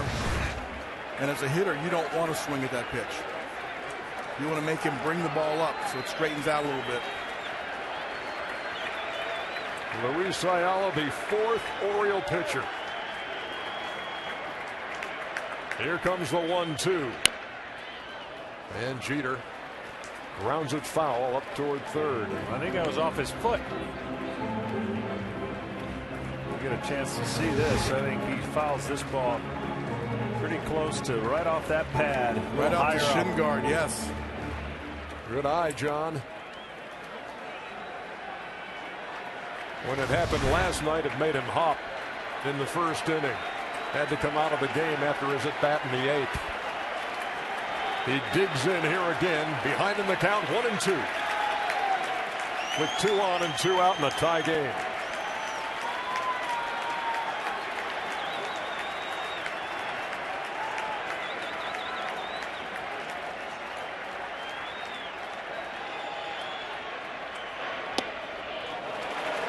Two balls and 2 strikes.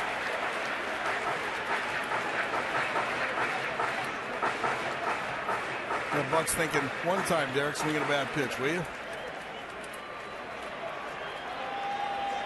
It's not going to happen. Ichiro waiting his turn. But Jeter will have to reach. 2 down here in the 7th.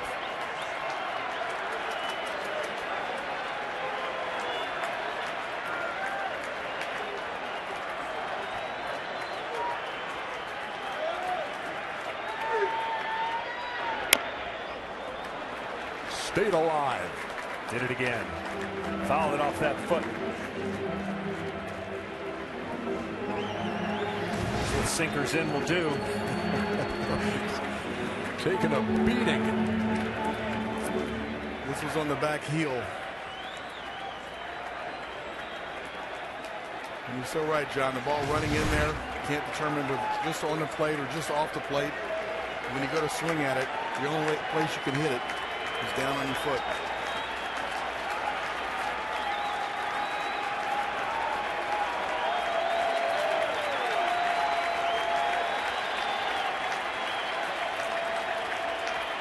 Here comes the 2-2. Derek Jeter's 4th at bat and 26th pitch tonight. Drives you crazy, doesn't it, John? It really does. It's a frustrating thing. That's why he's so good. I mean, he just, Tony Gwynn from the left-hand side used to do that. Just foul pitches off till he get the one that he wants. And Derek's a lot like that in the fact that he shortens up. He doesn't have the same swing all the time. He's good at guessing and really good at being clutch and in the right spot at the right time.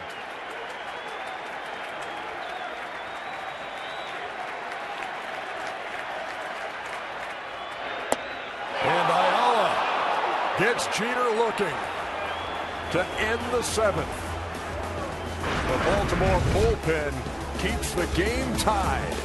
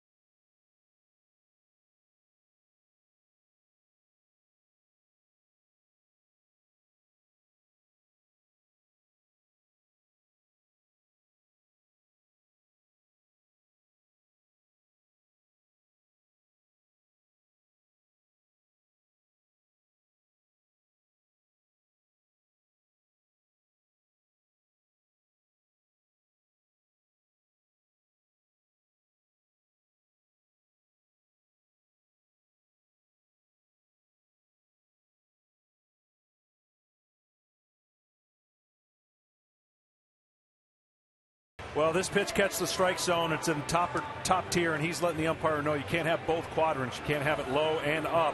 Well, what Derek will see is this pitch was a strike, maybe not the one that was called down. So great pitching nonetheless. Stayed stubborn with his sinker and going in, and then catches the front door fastball for strike 3. So Tommy Hunter, Troy Patton, Luis Ayala all pitched in the 7th inning. Yankees failed to score. So here we go to the 8th in a 1-1 game, and David Robertson is the 3rd Yankee pitcher. Well, David Robertson in this series has been pretty good. His fastball has been down. They have not picked it up. His curveball's been real good. I know that number there, 2 and 7. But after coming off the DL, he's been working his way back into the form that a brief spot as the closer when Mariano got hurt, and then turned over the reins to Soriano. Robertson's really mixed in a breaking ball here lately. The Orioles had trouble hitting him. They got one hit off of him, and that was that pop fly that was changed from an error to a hit. So they really haven't touched him.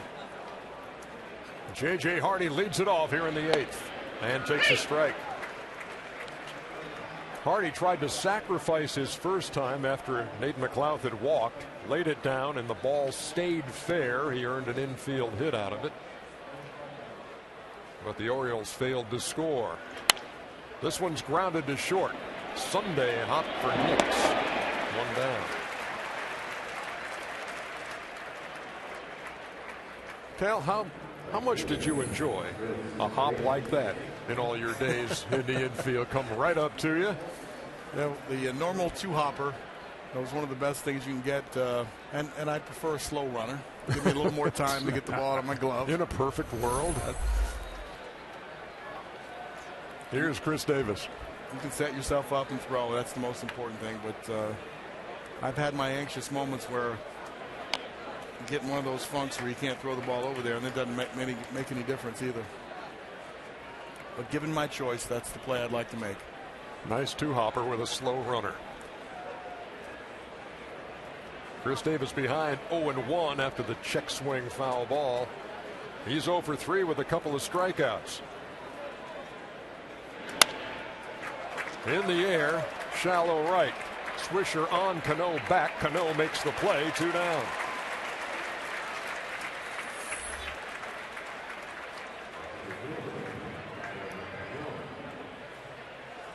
We haven't put too many 6-3s on the scoreboard today. A lot of fly balls, a lot of near misses, a lot of chances early by the Oriole team. Couldn't cash them in. And here we are 1-1. First 4 innings, 3 times the Orioles had first and third. Couldn't chase anybody home. Their only run has come on a 5th inning solo homer from Nate McLeod. Here's Adam Jones with 2 down.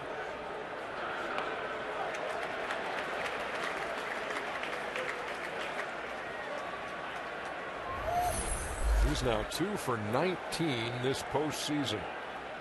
He wants to hit so bad. You can tell he's jumpy. He's taking some bad swings. He's starting it early, getting his body in the wrong position, not letting the ball travel. You still got to get a good pitch to hit.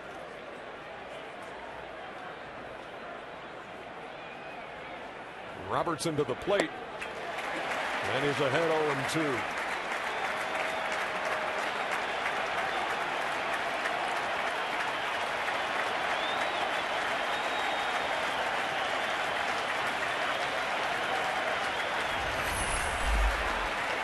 On their feet at Yankee Stadium as Robertson prepares to throw an 0-2 to Adam Jones. And the breaking pitch just missed. Didn't it, John? It did, but for a guy who's struggling and struggling to stay back, you almost gave him a chance to do something. You got to get this ball away. Throw it anywhere away. He's proven he can't stay back to stay off that pitch. Struck him out to cap a 1-2-3 inning for David Robertson. We head to the bottom of the 8th.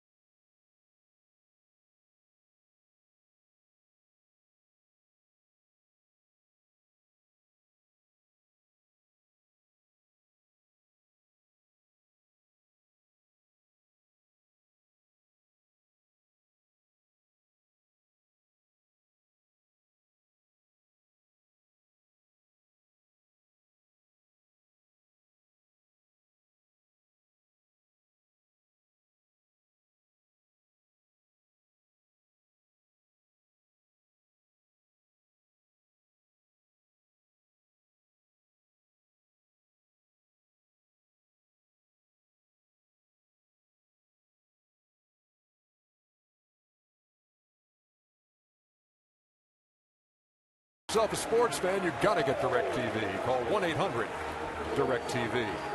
We're at that territory in this game, fellas, where one swing, one pitch, one play could swing it one way or the other. Some guys love that, some guys hate it on a particular ball club, Johnny. Yeah, not everybody's suited out. Just because you put a uniform on doesn't mean you want to be the guy. I mean, it takes a certain mentality and a certain personality to be in that position of failure, meaning there's a chance to be the GOAT, but there's a great chance to be the hero, and not everybody handles it the way you would want. So it separates some of those guys from the rest. Yeah, when we played in the series in '97, we played against the Indians. Every single play felt like this, and your stomach was tied in knots. But then when you got in the dugout, you think, man, this is great. But there are people, to John's point, who look around and they're not enjoying themselves nearly as much. Ichiro, right up the middle, base hit to start the 8th. The last time Ichiro was in the postseason, he was playing with Seattle as a rookie, playing the Yankees. And the fans here were chanting Sayonara Ichiro at the end of that series. Now he's one of the favorites here, and he represents the go-ahead run with nobody out in the 8th. Unfortunately, you hate that as a pitcher. The ball goes right through your legs. You got to find a way to knock it down. He's going to put a lot of pressure on this inning, but his ability to steal, and of course his ability really to make the pitcher make bad pitches to the hitters at the plate because of his ability to steal. Luis Ayala, the 4th Baltimore pitcher of the night, working to Mark Teixeira with nobody out, and Ichiro at first. Over for a strike, 1-1. Tech's got some big numbers against Ayala. 500, 4 for 8, with 3 of those hits are homers. In case you thought he might be bunting. Hadn't crossed my mind or his. Ball and a strike. And Ayala with the lob over to keep Ichiro close. Ichiro with at least 20 stolen bases in every year of his career. Had 29 this year between Seattle and New York.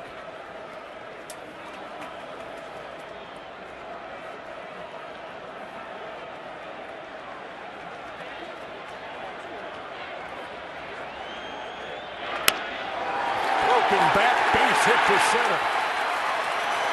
Ichiro will stop at second. 2 on with nobody out. John, you had one go right through the wicket, another a broken bat, base hit. Yeah, this is a scenario where you talk about the pressure and everything that's going on. The bat breaks, but he hits it in the right spot. The only good thing is Ichiro did not get a good jump because he's between the bat and the ball. Keeps him station to station, first and second. Your prize is Cano at the plate. You saw you saw Brian Mattis in the pen. And you see Buck Showalter making his way to the mound.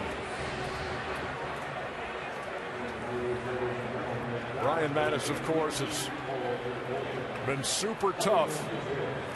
And last night, gave it up in the 12th to Raul Ibanez. That's all for Ayala. 2 on, nobody out.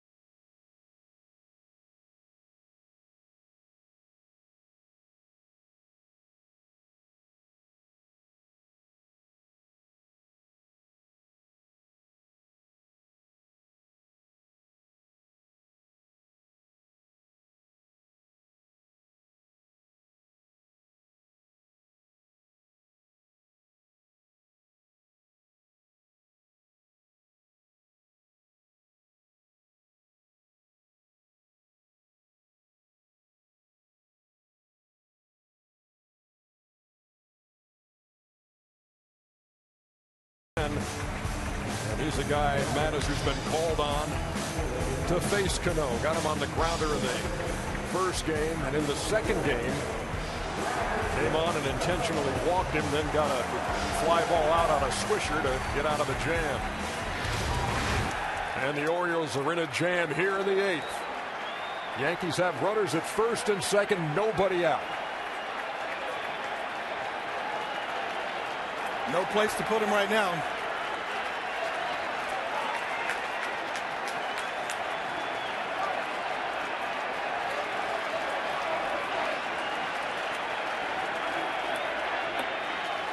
Missed with the first one, 1-0.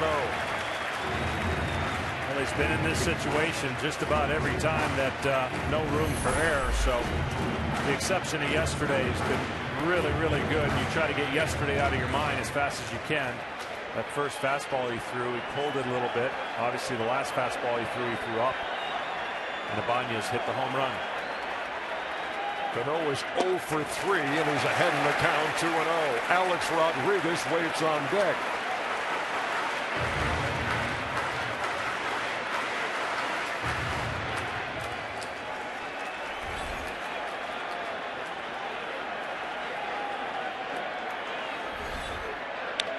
He had a good cut, 1-2.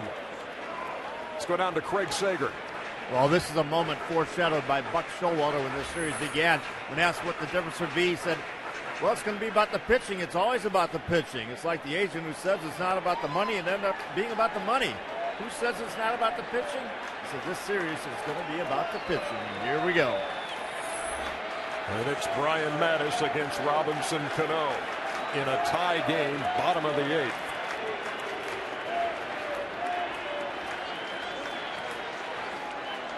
2-1 count. You got to trust your stuff. Whatever Wieters puts down, if you believe that's the best pitch, trust it. Throw it the best of your ability. 3-1.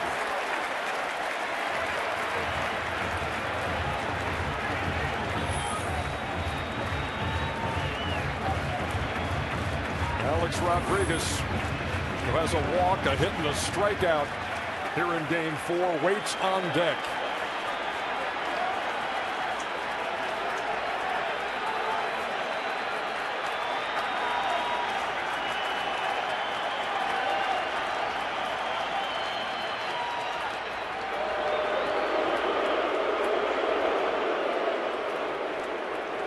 Can you blame him? That is stepping off. Well, it's 3-1, and it isn't the end of the world. If you throw a good pitch, he doesn't bite, and you end up walking him.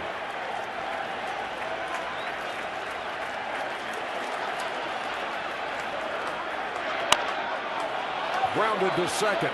Flaherty will throw out Cano. The runners move up to second and third with one out, where a fly ball can untie it.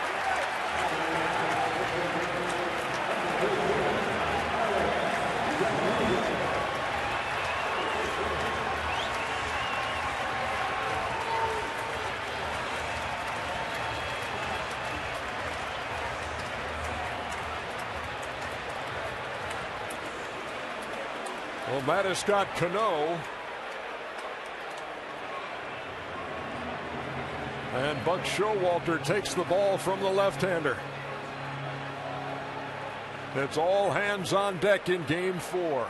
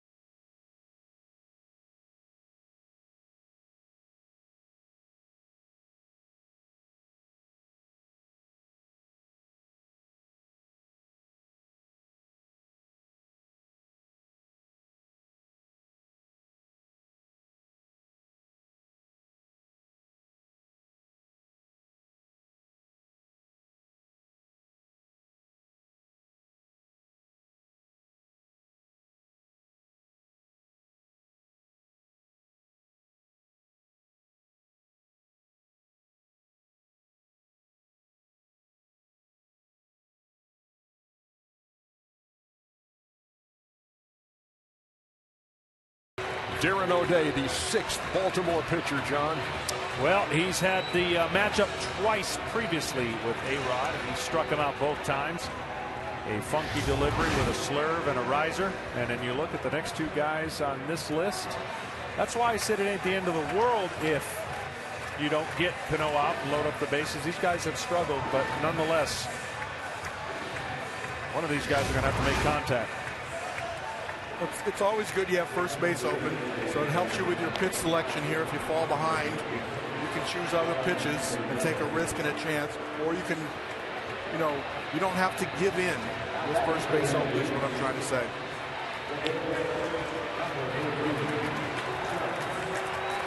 A-Rod is 2 for 14 in the series.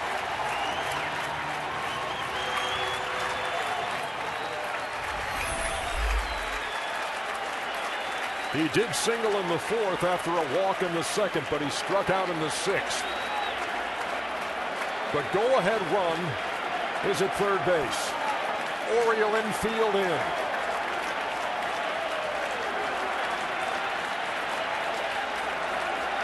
And as an infielder, you have to make sure you're positioned where you can make the play to home.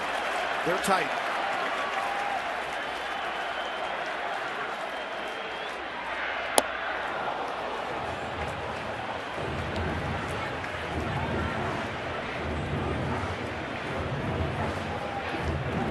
Darren O'Day been a workhorse in this series for Buck Showalter. Ichiro leads from third. Teixeira at second.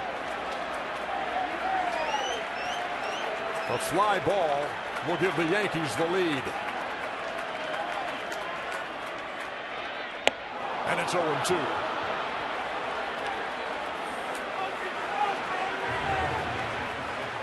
Two pitches up in the strike zone. You might want to induce a ground ball here. You think the sidearmer O'Day would sink it. It looks like he's going for the punch out. Well, there's no doubt. I mean, that's the optimum. Less risk. Try to avoid the barrel of the bat. Get a strike 3. And deal with the next person that comes up. He held up. A ball and 2 strikes. Well, he did exactly that. Tried to climb the ladder. And get him to bite.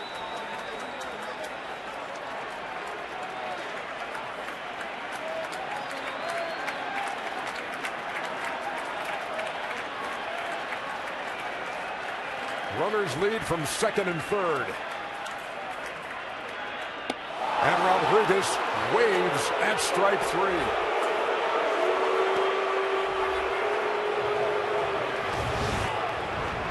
Well, this is pretty much just going right after you. Fastball, here it is, 85. Fastball, 85. We're going to try one more time. And the risk of throwing this pitch has got to be really good, and it was. Because when you're throwing a fastball by him, you'd think that slider speed bat might come into play, a pitch over the middle, but he swept that off the plate. Good sequence for O'Day.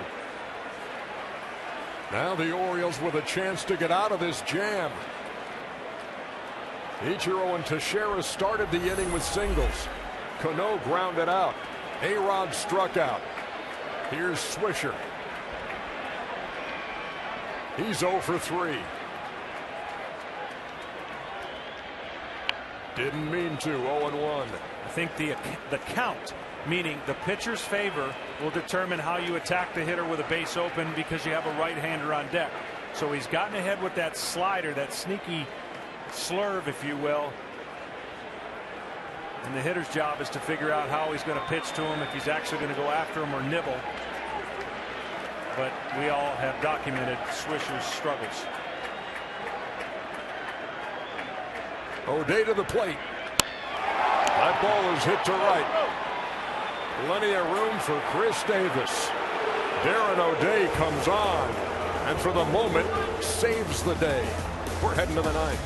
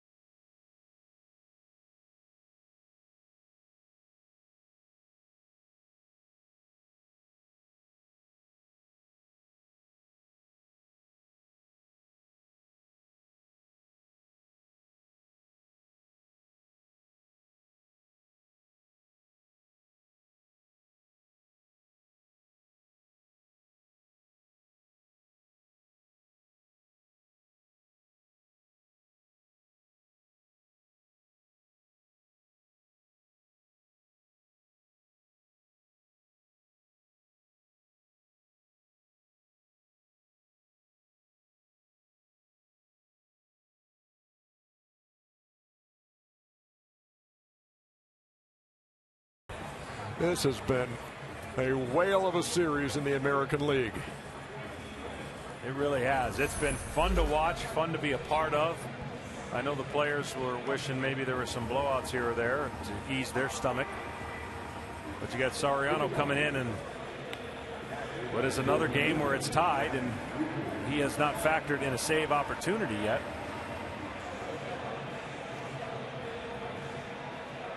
In game one, it was 2-2 going to the ninth. Game two, the Orioles led 3-2. Game three, Orioles led 2-1. Yankees won in 12. Here, 1-1 in game four as we head to the ninth. And Matt Wieters will lead it off. If this year they went 9-9, it will be only fitting if they had a big swing here to tie it up to go 2-2. I know that's not what the Yankees want, but this has been so well played that somebody's got to come up big for Baltimore. Someone has to be that hero. See if that is the case. Matt Wieters just 1 for 15 in the series. And it's a ball and a strike. He's walked tonight. Flied out and popped up.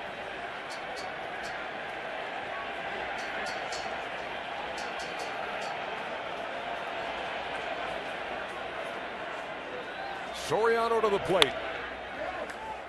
Easy play for Cano. One down.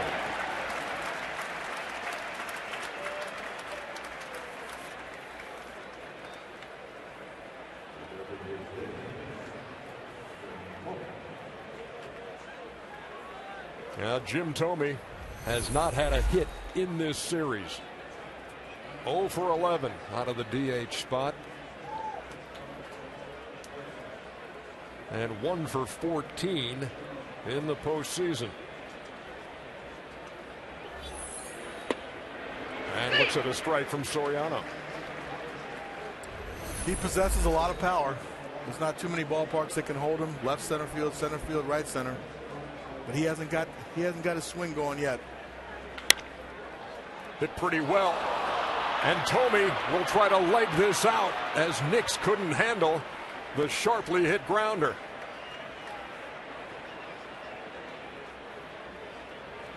So an opportunity here in the ninth for the Orioles. It's not a severe shift, but he hits right into the shift, and that second hop just bit him a little bit right here. Again, if you can keep it close to you, you got Thome running. He's not running very good to first base, but the ball got away from him a little too far. No chance. So Lou Ford will be the pinch runner. They give Thome a single, his first hit of the series.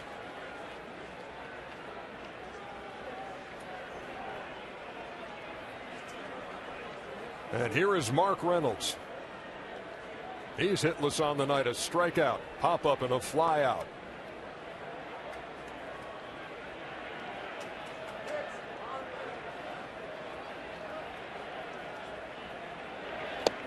And he comes up dry on that offering from Soriano.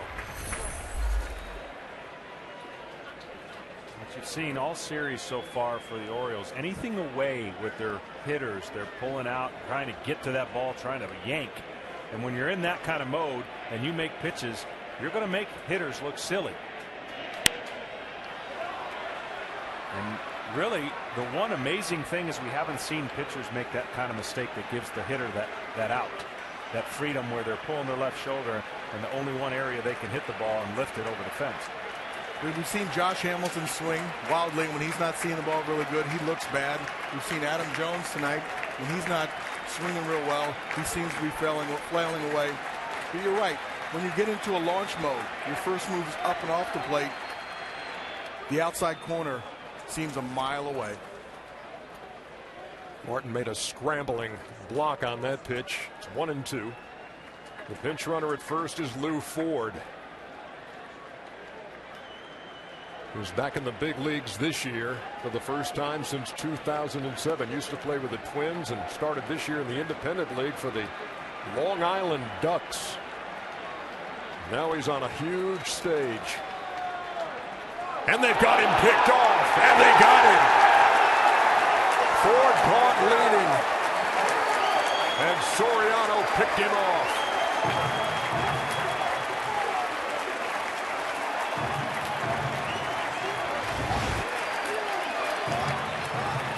Obviously, he was running. They held the ball a little longer, which is the best weapon against a guy that you might think is running, and then come strong to first base. First move towards second, can't get back. Well, the other thing, he got caught, so he couldn't go back in with his outside arm or hand. Reynolds, strike three, ball gets away. Martin to Teixeira, and that ends the inning. Costly base running error for the Orioles. We go to the bottom of the ninth.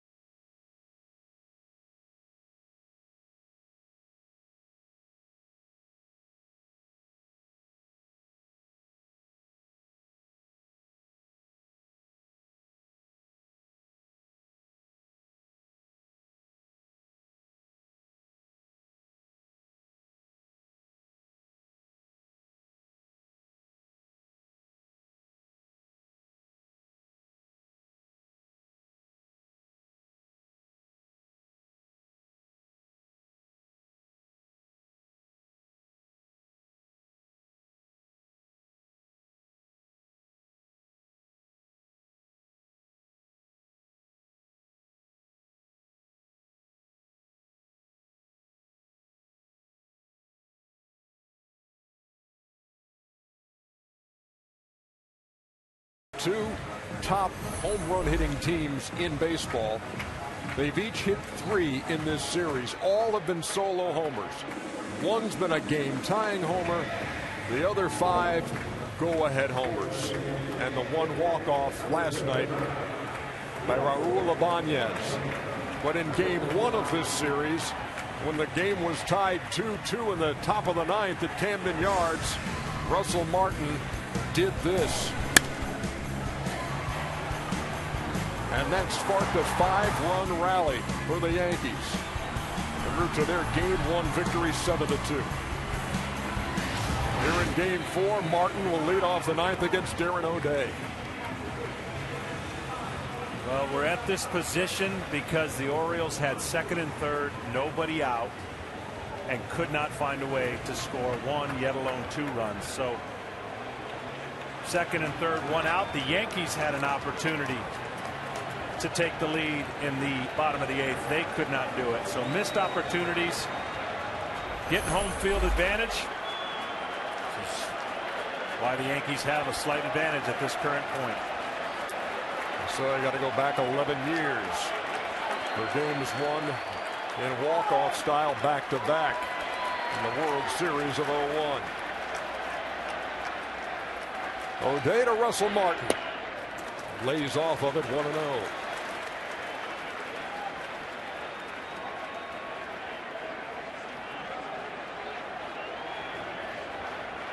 I think it was earlier in this series, maybe game 2, that John said, remember to breathe when you're on the mound in a situation like this. And you saw the deep breath taken by O'Day, who throws a strike to Martin, 1-1.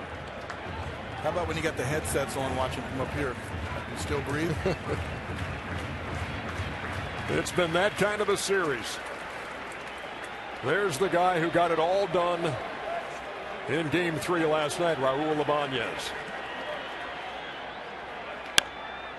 Tapper to third. Machado throws out Martin, 1 down.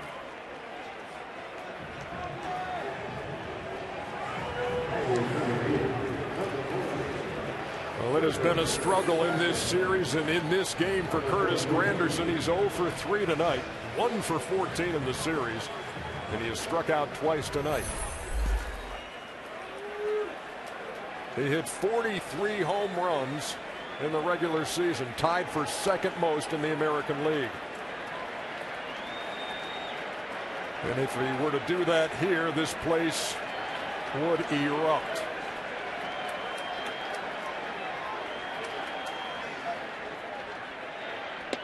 Takes a strike, 0-1.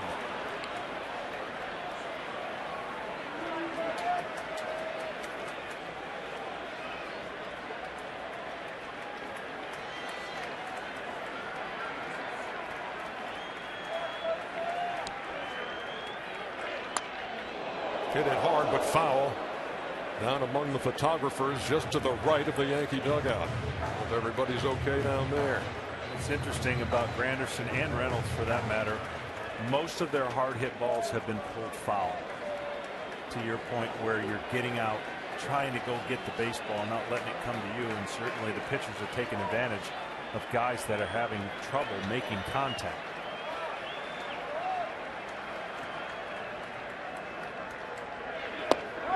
O'Day's 0-2. Just missed. Ball and 2 strikes to Granderson. Orioles must win to force a game 5.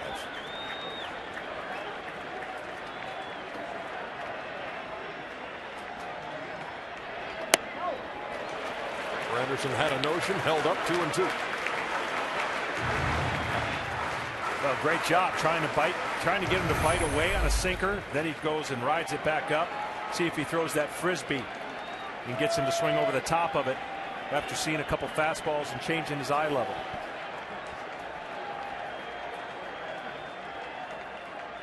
Here comes the 2-2. Breaking pitch missed. Full count. Here's a good effort. He just never made it look at all like a strike. It was outside the whole way. Still has the luxury to back that up, in my opinion. You go to either pitch. You're pitching this as if the hitter is still aggressive. So if you think he's still aggressive, it does not have to be a strike based on these at-bats previously. Payoff pitch due to Granderson. In the air to right center. Adam Jones, 2 down. See right there, that probably is ball 4, but the hitter wants to do something positive. Well, look who's in the on-deck circle. He's grabbed a bat. He's going to pinch it here in the 9th.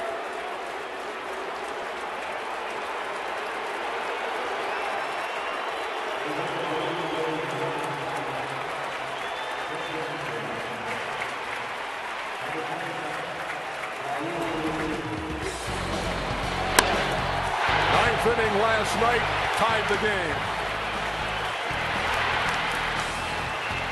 12th inning last night. He won the game. Raul Ibanez. The reason the Yankees lead this series 2-1. The reason they look for the clincher here tonight. The shift is on by the Orioles. Left side wide open. Ibanez takes a strike. You might consider putting up 4 fingers. Well, you just don't want to get him extended. He's gotten extended on both of his home runs.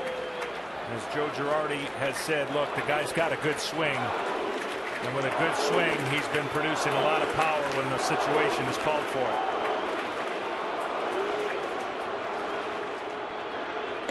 Boy, did he have a cut. No balls and 2 strikes. I've always liked his swing. It's short, it's compact, it's powerful. Ball's a little away and a little up. He's in a little hook mode, though. He only took 2 swings last night and hit 2 home runs. He's behind 0-2.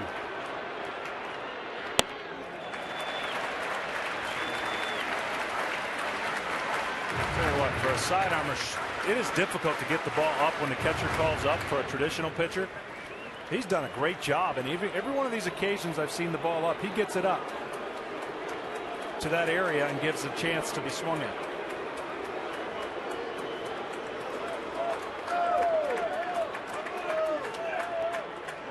O'Day with a 1-2. And the count even. It is a little bit odd for a sidearmer or a sinker baller that throws down there to be able to elevate at where you'd like to go. The hitter is trying to get his sights down low, and if you don't get it up high, your velocity is not as fast as it should be normally to pitch up there. And he does it very effectively. 40-year-old Raul Ibanez waiting. On the ground to first. Reynolds will win the race to the bag. And that's a 3-up, 3-down inning for Darren O'Day and the Orioles. We are going to the 10th.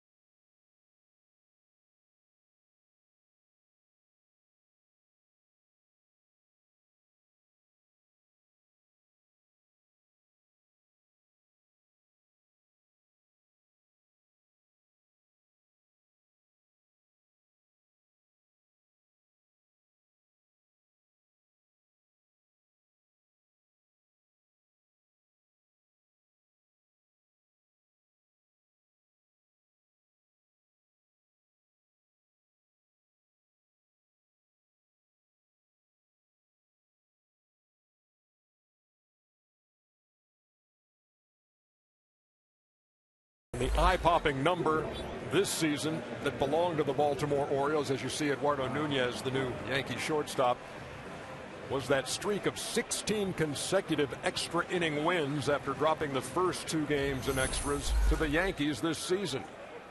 And then that 16-game streak came to a halt last night as the Yankees beat him with the Ibanez bomb on the 12th. Ryan Flaherty will lead it off.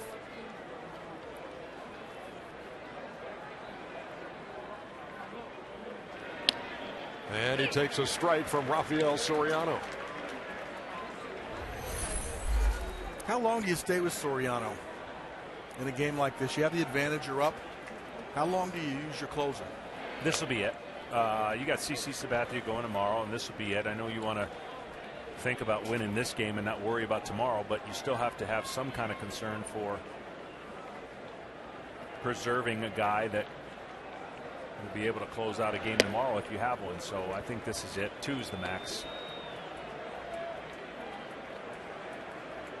Flaherty's got a single in 3 trips. He homered last night in game 3. Previous inning went so quick as well. You know, you're more concerned about pitches than you are innings. If he had a 30-pitch inning to get out of the 9th, I don't know that he would have ran him back out here necessarily.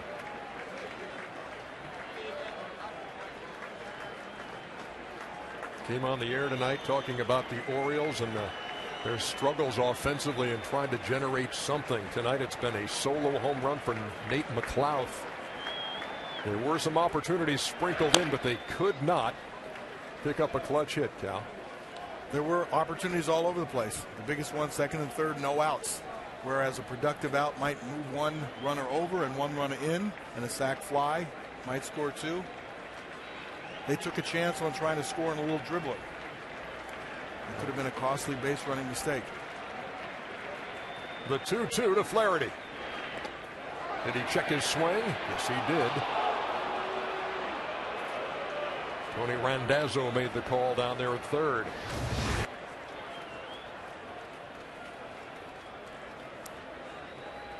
Give those guys credit. They're a long ways away. I get that right good majority of the time. When I was on the mound, I didn't think they got it right. It's a kinder, gentler John Smoltz making an appearance here in the 10th. Payoff pitch to Flaherty. And we'll do it again.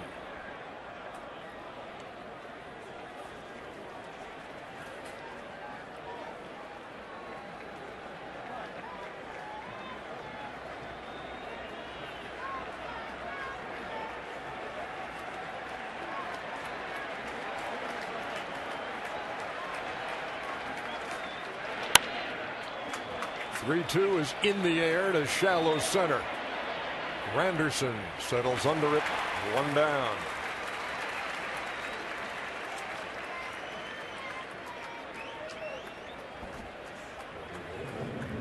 Bottom of the order now, and Manny Machado.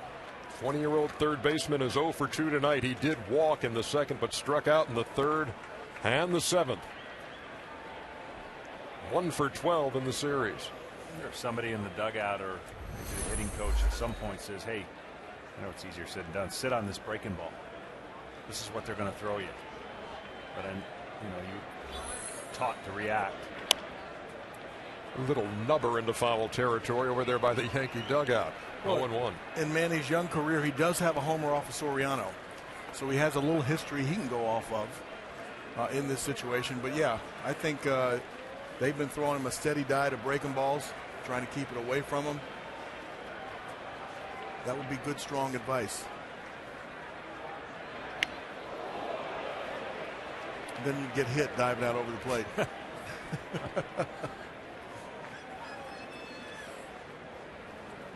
I think I was hit 7 times in the head, as a hitter in the helmet. Every single time I was looking for a breaking ball, and it wasn't one. A 1-1 is down low. Cal, you made mention of this, the fact that the rookie did take Soriano deep on September 7th. Right down the line at Camden Yards. Rodriguez guarding the line here in the 10th. Nunez playing in the hole at short.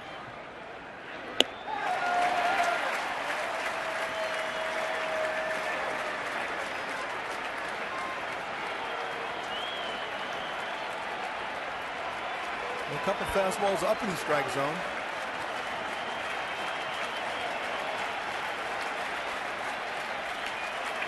Two balls, 2 strikes. Here it comes. Powell back to the screen.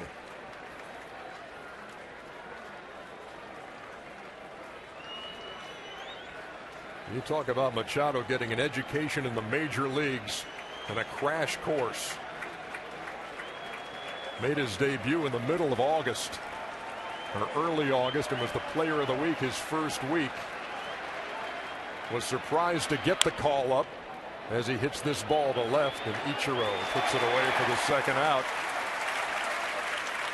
And then he's playing third base, which was a surprise to him, and here he is on the stage of the postseason at the age of 20. A lot to go in the memory bank at an early age, Cal. He might not know any better yet. His impression might be, this is the big leagues. This is how it is. No matter what happens, he's going to gain experience. He's going to apply it forward. He's going to play in third base for however long he plays third base. If he ever goes to shortstop, he'll learn a lot where he can take over to shortstop with him. He's a good player. Nate McLouth is 2 out of 3. A double and a home run. So he's accounted for the only Baltimore run, and it came in the 5th inning. Got one he liked from Phil Hughes and put it in the seats and right. He bats now with 2 down in the 10th and takes a strike 1-1. So with 2 quick outs, John, are you careful right here? with Nate swinging the bat well. Oh, one of the few guys. absolutely. I mean, you could single-handedly say he may be the only guy in the lineup swinging the bat well. That ball is fair right down the line. Teixeira makes the play. 3 up and 3 down. We go bottom 10.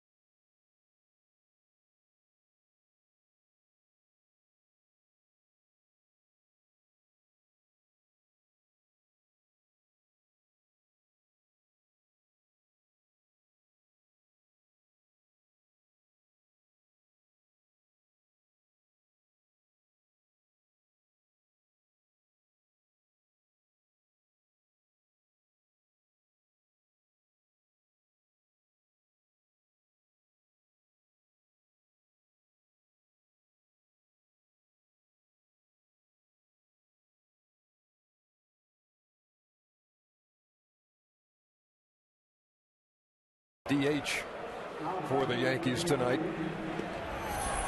He doubled in the 6th and has scored the only New York run. Robert Andino, the new Baltimore second baseman. Darren O'Day back out there again for the Orioles out of the pen. He is the 6th Baltimore pitcher. Joe Saunders started it all shortly after 7:30 when they began this game 4. And here we are in extra innings for the 2nd straight night.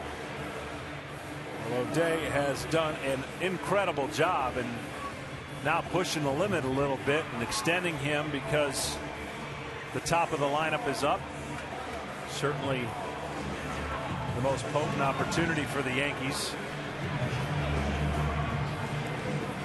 O'Day came on in the 8th, struck out A-Rod with 2 on, and got Swisher to fly out for the 3rd out, and then retired the side in order in the 9th. A win and the Yankees are in the American League Championship Series. If Baltimore prevails, there will be a Game 5 tomorrow here in New York.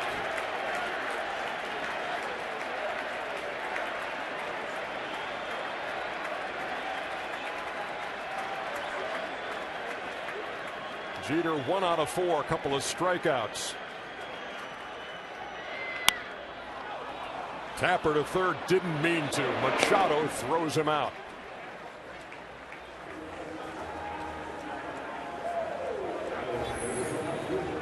O'Day has done himself a job, not only in this game, but in this series. Yeah, and you don't see Jeter do that very often. Usually he's committed on being able to put the ball where he wants to, and right there, last minute check just see, that goes to show you right there. See what check swings can do. They can hit a bullet at the third baseman. Yeah, that's why a lot of guys go. I'm changing my mind, Ernie. O'Day's gotta feel fortunate about a 1-pitch at bat to Jeter, who has battled all night long. Ichiro swings at the first pitch. Quickly 2 up and 2 down. So you're going to make Tex take this one? Not in this situation. New pitcher coming in. He's ready to rock and roll. So if it's the best pitch you see, all bets are off. But I think he will take it.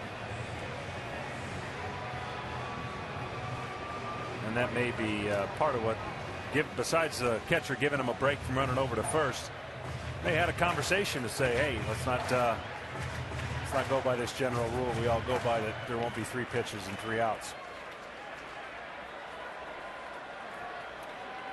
Yeah, it'd be a good reminder. Don't just lay this one in here.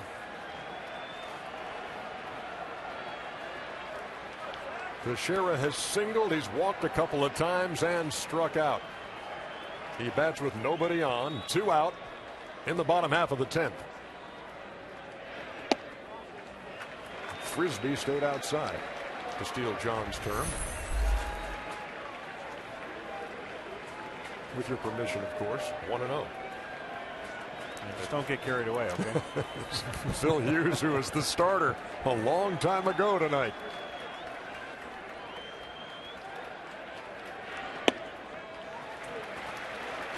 And there is Joe Saunders, the guy who beat the Texas Rangers in the wild card game and got the ball in another elimination game for the Orioles here tonight.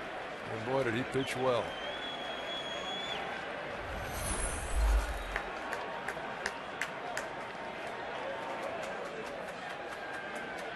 Teixeira waiting on a 2-0 from Darren O'Day. 3 balls and no strikes. Robinson Cano waiting on deck.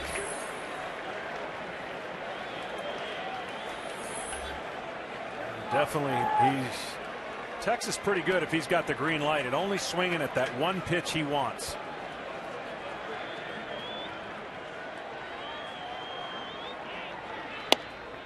He didn't want that one. He had a coffee can, maybe a glass full of an area where he wanted to look for. And if it's not there, you're laying off. It didn't look like he was ready for that one. He didn't look like he was swinging. This is where I had a lot of conversations with myself. Make sure you see the ball. Stay on it. Don't swing too hard.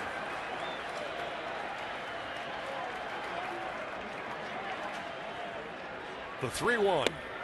Inside, ball 4. And the potential winning run is on first. I tell you might be tempted in this situation unprecedentedly because the guy behind Cano has struggled. Let that first pitch determine how you're going to pitch him, but it's not a given that you're going to just want to attack New York's best hitter when you got a guy on deck struggling.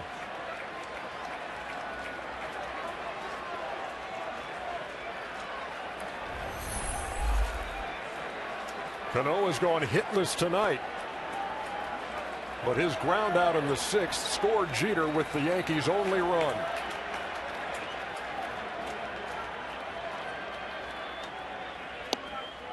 Breaking pitch over 0-1. The tough thing is if they throw a wild pitch and Tex goes to second.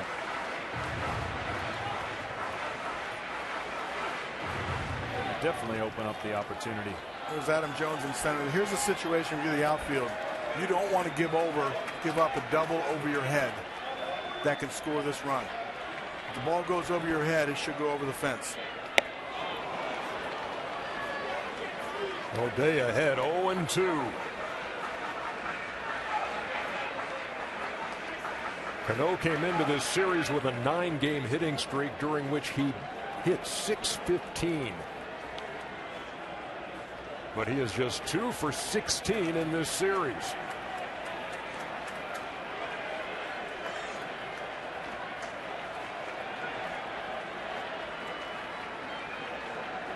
Teixeira leads from first. The 0-2. Popped him straight up in the infield. J.J. Hardy calls and makes the play. 10 innings, not enough. We're going to the 11th.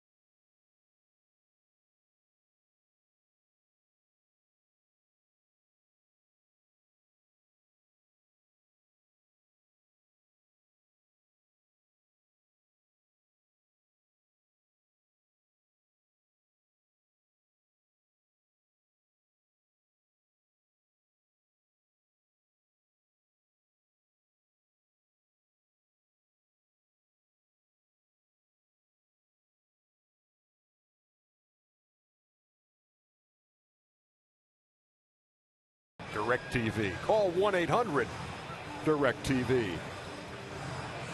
Last night we went 12. Tonight we moved to the top half of the 11th in a 1-1 game. And Jabba Chamberlain on the pitch for the New York Yankees. Jabba, this is his first chance at postseason play this year. Really had to battle a lot. Not only Tommy John, but that ankle. And talking to him, he said that ankle was far worse than Tommy John could ever be. And he has his moments. He's been really good at times, and then he'll leave a pitch or a slider, and the inconsistency of really not having a normal year. So for the Yankees, when they looked at this year, a healthy Jabba was really going to strengthen the bullpen, but they'll take what they can get at this point, and he's ready for action.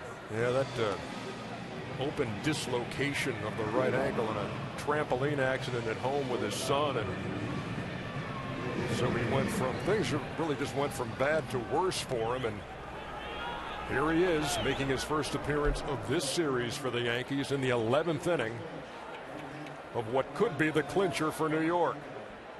He'll face the 2, 3, 4 hitters for Baltimore. Here's J.J. Hardy.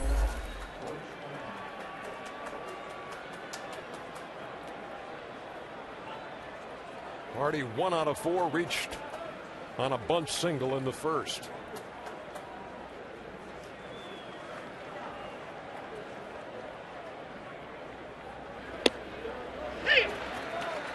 And starts him off 94 for a strike.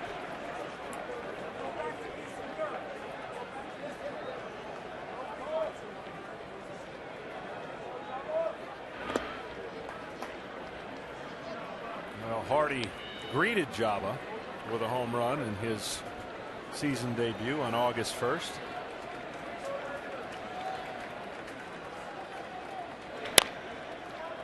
Tapper cut off by Rodriguez, and Teixeira made the tag. The value of a slick field and first baseman.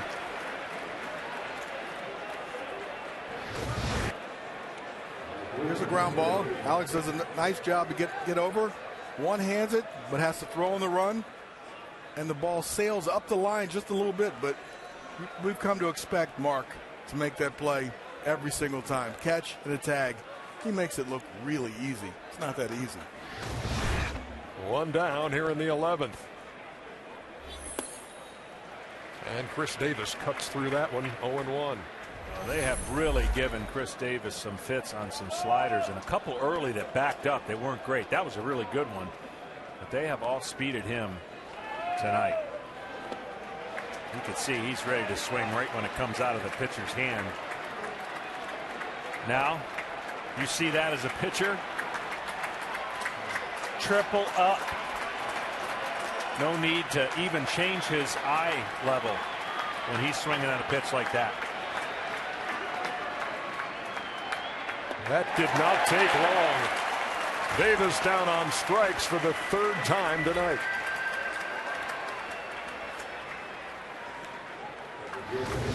I think the reason the score is 1-1 is these hitters have not given the pitcher anything to think about, to sweat. And when you can throw those kind of pitches with no stress, that is a really good thing if you're a pitcher, not if you're a hitter. Yeah, you got to remind yourself it's not about the one swing. It's not about the home run. Let's put some at bats together. If you're the offense right now, you have to think not ending this game with one swing, although we saw it happen last night. That's not the approach a hitter should take in these situations. It almost seems like it's the opposite. Pull yourself back. We saw Derek tell Robinson Cano, okay, easier. And that was a good take right there. Believe it or not, I mean, the previous swings that he's had, why not tempt that first pitch and throw it in the dirt? That ball is hit well by Jones, but Nunez on the backhand throws him out. And that's a 1-2-3 11th for Jabba Chamberlain.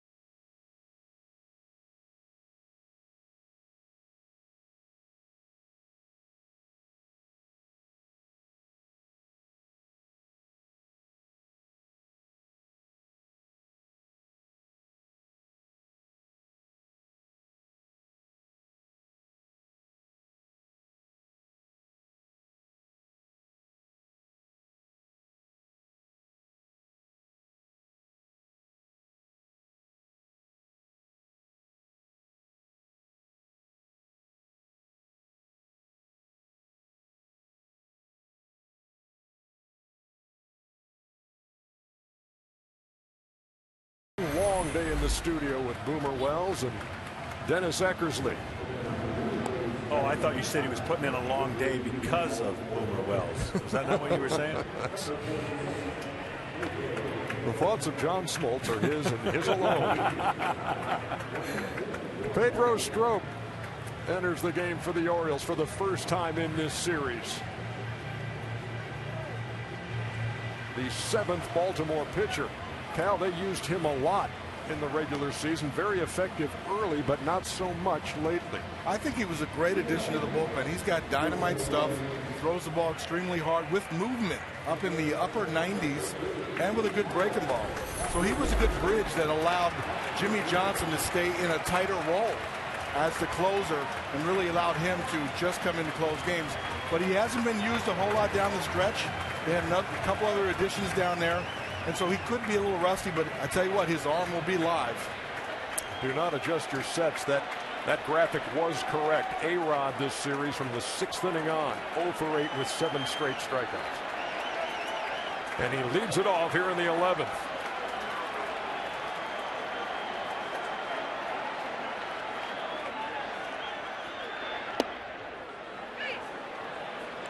Takes a strike 0-1. A-Rod does have a home run off of Pedro. And what do you see when you watch him at the plate now, Cal? Well, I thought he was making an adjustment. He was a little bit more active early on, swinging the bat. He was ready to swing the bat. Swinging there and grounding to Hardy, who throws him out for the first out. Continue. Yeah, you have to swing the bat to get your timing. There's some theories out there that says you want to be a little bit more aggressive because you tend to foul balls off a little bit more. He tried the taking route, and all of a sudden it was strike 1, strike 2, and now you're on the defensive. At least tonight, I think he's made a little bit more of an adjustment to say, I'm gonna dictate the at bat, not you dictate it to me. With one down, here's Swisher. The struggle has continued for the Yankee right fielder here in Game 4. 0 for 4, 2 for 14 for the series, with 1 run batted in.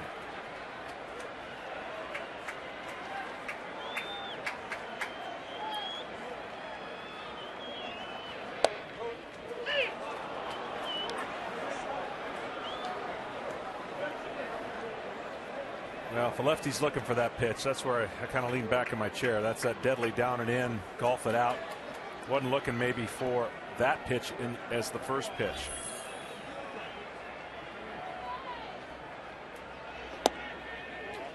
Swisher takes down low, count even, a ball and a strike. That was 97. Smooth 97 with some downward movement. And he has the ability to get the breaking ball over. He didn't have the ability to get the breaking ball over when he was struggling a little bit. That ball hit to left. Nate McLeod back on the track, short of the wall, makes the play.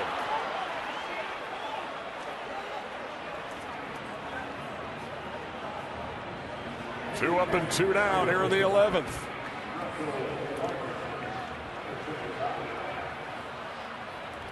And here is Russell Martin. One more look at Swisher. And here's the dangerous part. When he goes back, there's a bunch of people on that fence leaning over. You can see their hands right there. And we know all too familiar, and how Cal is too familiar with people right there trying to affect the game in a, well, positive way for their home team. Left field version of the modern day Jeffrey Mayer. With that ball well short of the wall. Here's Russell Martin, who has the only 2 walk-off homers in the regular season for the Yankees.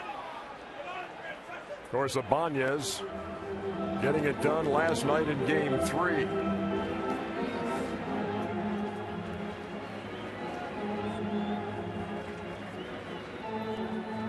I was watching that live, and almost everyone in that first row begging for that ball to get close enough, as McLeod was veering towards the wall.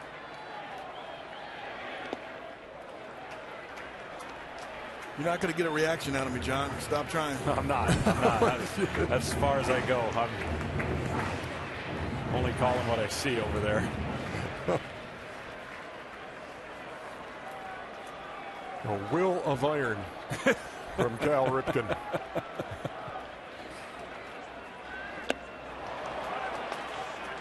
Strike 3 to Martin, the throw down to first. And we are moving on to the 12th.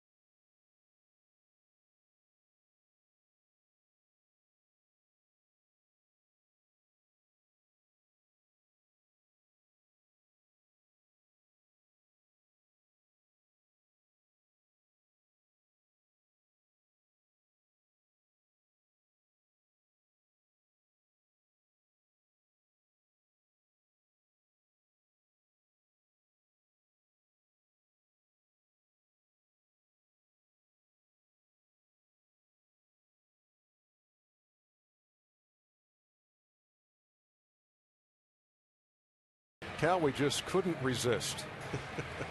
Somehow I knew that. Well, going back to 1996, Jeter at the plate, Tony Tarasco on the track, and Jeffrey Mayer into baseball history. Now is your time to talk, Cal. I'm just reliving the moment in slow motion. Yeah, after all these years, you always ask yourself, what if? What if that was called differently? What if we had instant replay? Exactly. We end up losing that series, I think 4-1, but we could have left New York here 2-0, I think. And it could have been a different story. Jeffrey Mayer now goes just by Jeff Mayer and lives in New Hampshire. A few writers have caught up with him surrounding this series now. You know, Dan Connolly with the Baltimore Sun and George King with the New York Post. And Jeff Mayer says, yeah, just watching this by the fireplace in New Hampshire. Will not be at the ballpark. Matt Wieters leading it off in the 12th. He has a walk in 4 plate appearances tonight. It's my last inning to scorekeep, Ernie. It's again scorebook issues for Smoltz. Look at that broken bat that hit Jabba Chamberlain. The ball fell fair and left. And let's look at Jabba Chamberlain. The barrel of the bat went out there and hit him in the arm. One of the rare times you see a bat. Of course, a pitcher's looking in. That bat catches him flush. Hopefully everything's okay. He's had a rough year. We mentioned all the things that have happened to him. As a pitcher, you let go of the ball, and then you're turning his back. He turns his back to see what's going to happen to the hit. The ball hit off the bat. He has no chance to see this until the last minute. You can see his shadow and hits on the back of the elbow. Hope that all it did was hit a nerve, and I'm sure his hand goes numb. But that's that is the biggest part of the bat that I've seen come off. And you can see he only had a very little part of the handle. And he was stunned to see the barrel flying at him. He had turned his attention elsewhere. And that thing caught him. And we'll see if Jabba's going to be okay and try to stay in this game. He's a horse, and you could see Wieters with a good show of sportsmanship. He said, look out. Nobody wants to see that. The bat breaks right in half. That barrel's coming out with full force. Catches him right on the elbow. Just waiting for the feeling to come back in your fingers.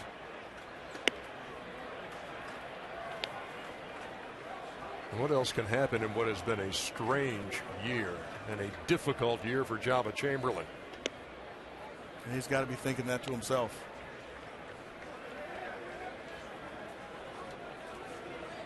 Yeah, he's got a nice mark right there. Boy, look at the welt on his elbow. He gave the thumbs up.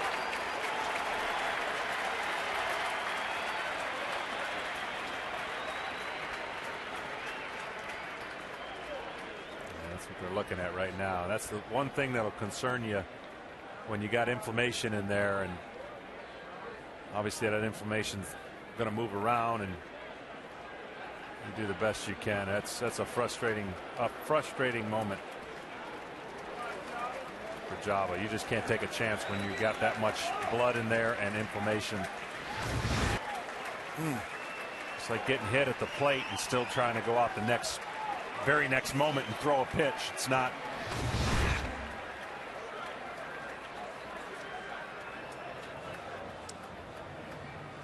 Let's watch this and listen.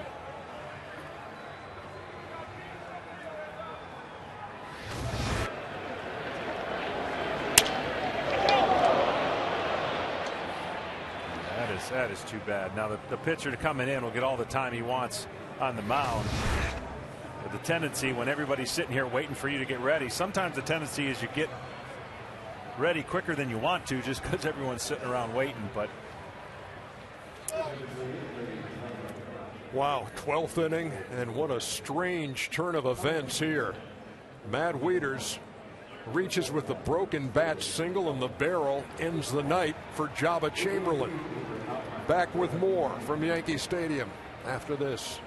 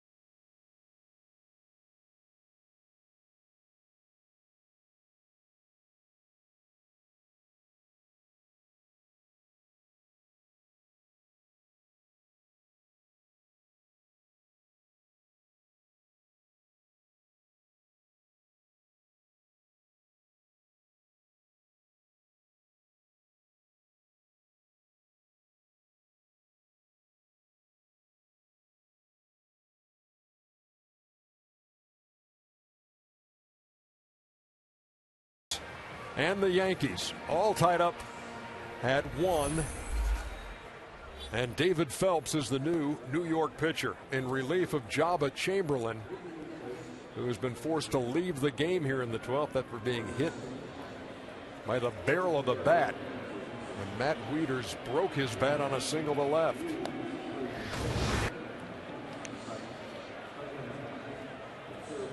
And again, it got him just flush on that right elbow. Immediately had the big swelling. I mean, that's just the last thing you think about as a pitcher. I mean, you could see where guys swing and miss, and the barrel of their bat actually comes out. But you know the ball's been missed, so you're looking ahead. You can see it. This is a case where the ball is hit, so you're turning around to see what the reaction or the play is. Unfortunately, like you said, the yell of look out or heads up, and then the shadow seeing the thing coming at you. No chance to. certainly with the bat flying through the air, the blunt side of it hit him, which is the harder part of the bat. You could hear the sound on the elbow, but there's a jagged side too. I've seen Harold Baines get sawed off and the bat fly out, and the jagged side actually, I can't remember the pitcher's name, but it hit him and actually cut him. And Cal, you know the effect of when you're a hitter, and certainly it's not your objective, but every now and then you'll get a piece of the pitcher on the opposite side. Happened to you in your career, certainly. Yeah, you feel bad. I was looking at Weeder's feelings, and he's looking out there. He's very concerned. And I hit one back up the middle off of Andy Pettit. Hit it really good. He got his hand up, his glove up, and hit him right on the mouth, which bloodied his lip. We were all concerned.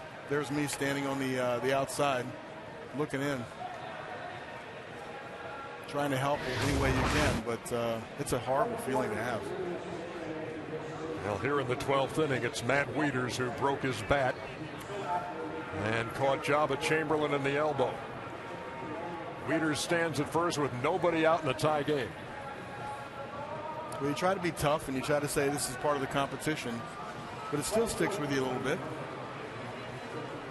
You feel somewhat responsible even though it's not your fault. Now David Phelps done with his warm-up tosses.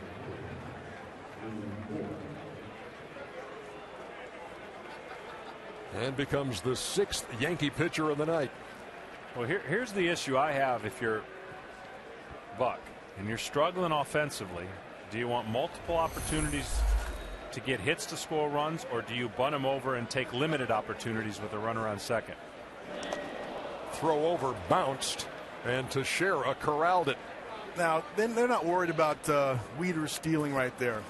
You want to throw over to try to get some sort of indication whether the hitter is squaring or not. And you want to sell that.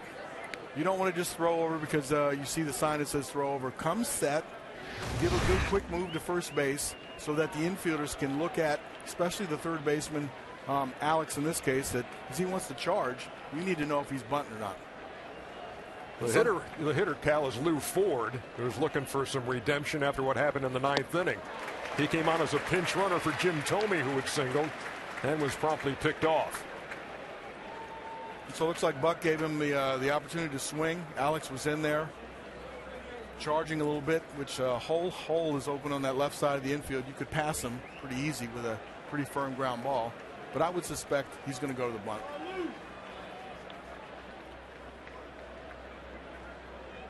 Not squaring, swinging away, and it's 0-2. And I would suspect wrong.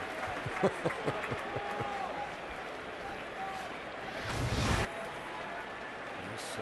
umpire feels that right off the mask. That is not too comfortable. Fielding Culbreth says he's okay. I don't know, conventional thinking would be put pressure, get him on second, but see, this is what I was saying. It's been such a tough at bats for a lot of these Orioles. Would you rather have a fresh guy come in and see what he can do, maybe hit a gap, maybe get a single, create more opportunities that way? Outs have come too easy. Russell Martin hopping around back there. Another great stop to keep Wieters at first. And they haven't been successful with runners in scoring position, putting a little pressure on them, so maybe going to play for a multiple run inning. Let's see if we can score more than one. This is Phelps' first postseason opportunity. I'm sure when he was getting here to the park, he was thinking of situations he might get in the ball game, and I don't know if this was one of them. Phelps to Lou Ford. Downstairs, 2 balls and 2 strikes. Well, his approach is a lot different than the free swingers that we've seen from the Orioles so far. He's sitting there, short swing, looking at the ball, trying to put the ball in play. He did get a hit, a double off of CC Sabathia. Runs well.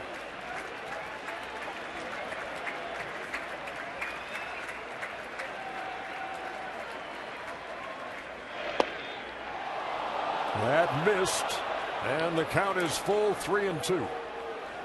And this is the key question. Can you put him in motion?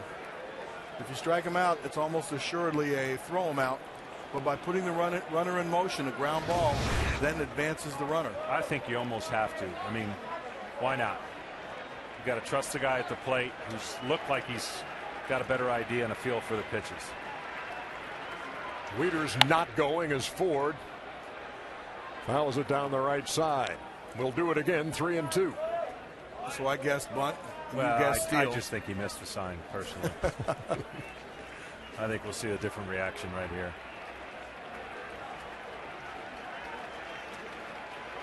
Many managers will have a hold. They'll say you're automatically running on 3-1 or 3-2 until you see a hold. Not going. Yeah, he missed it twice.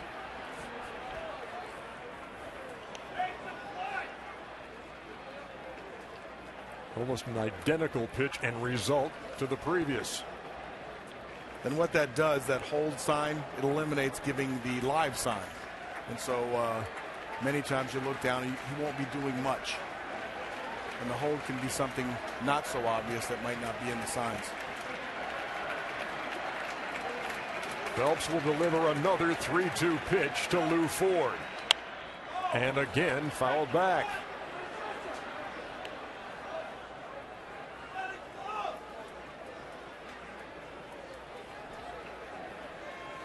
First pitch of this game was thrown nearly 4 hours ago. And here we are for the second straight night in the 12th inning.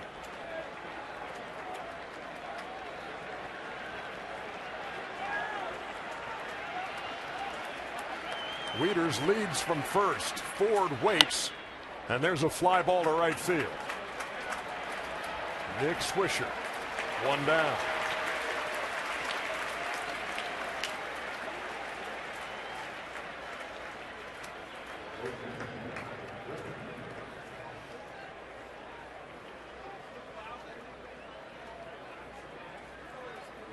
Now here's Mark Reynolds, who struck out twice. He's 0 for 4.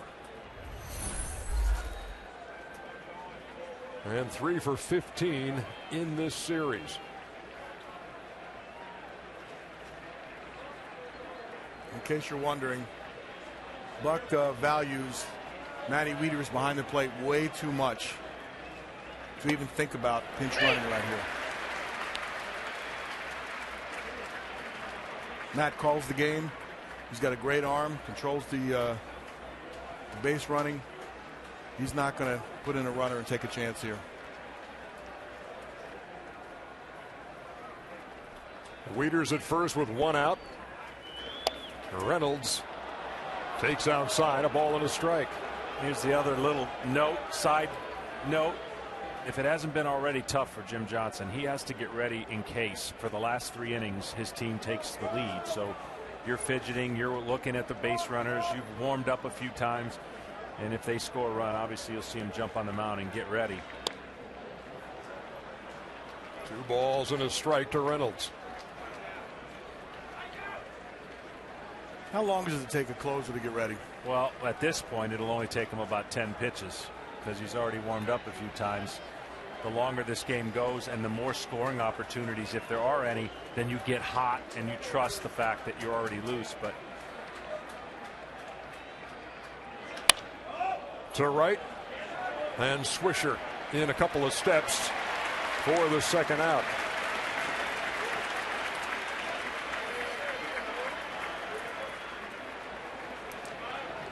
So Wieters, after the leadoff single, is still there as Robert Andino steps in for the first time. He's had a good series. He's got some pop behind that bat. He can shoot a gap and certainly hit a home run.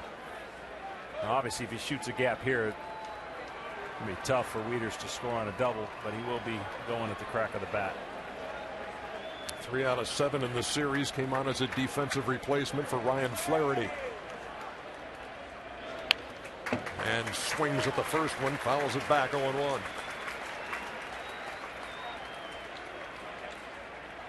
Four out of 8 in the whole postseason. Got a big hit down in Texas as well to give them a couple extra runs. He looks small. He's got a lot of power.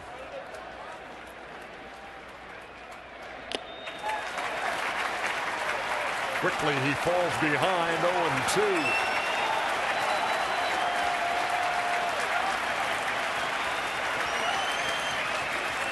David Phelps came out of the pen when Jabba Chamberlain had to leave earlier here in the 12th, when Jabba was hit by the broken bat of Matt Wieters. And he's a strike away from ending the 12th. He came close. 1-2. Every time I see a few of these Yankees come out of the pen, throw tight cutters, that was a curveball, I go, I wonder where they learned that cutter.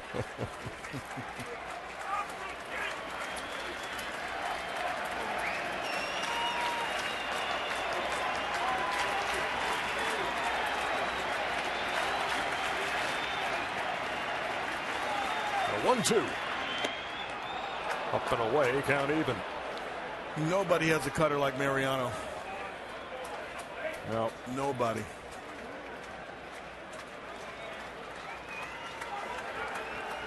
The Orioles scored their only run of this game 7 innings ago. Solo home run by Nate McLeod.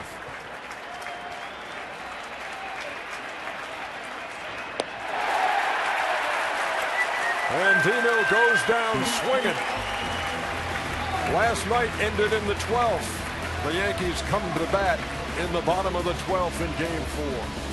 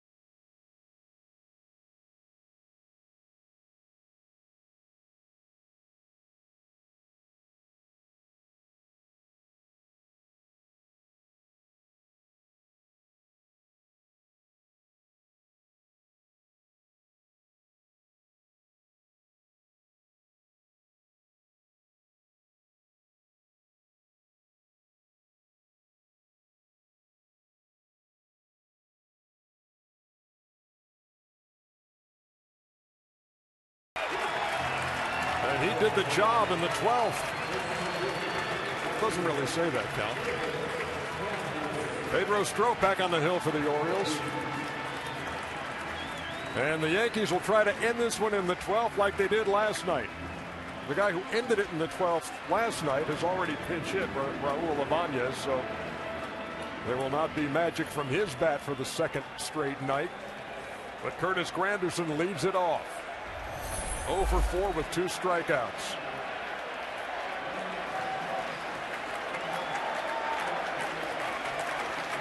If the Yankees win, they move to the American League Championship Series. If the Orioles win, there's a Game 5 tomorrow. That's the scenario as Granderson takes 1-0. Curtis is a really good fastball hitter. And the guys are throwing the ball really hard. He gets excited. Had a notion, didn't go, called strike. 2 breaking balls. Guess they saw his excitement. Strop brings the 1-1 to Granderson. Down low. 2 balls and a strike. Well, the rest that Strop has gotten has quieted his mechanics. You know, when you get tired, you try to use your body more. And when you get to that point, you don't effectively throw the pitches in the correct position.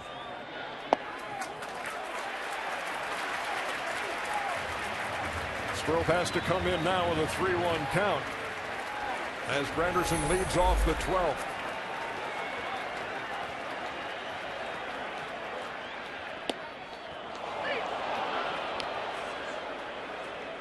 The count is full. That's a great pitch right there. 96, 97 miles an hour running away. You can drop a 3-1 breaking ball.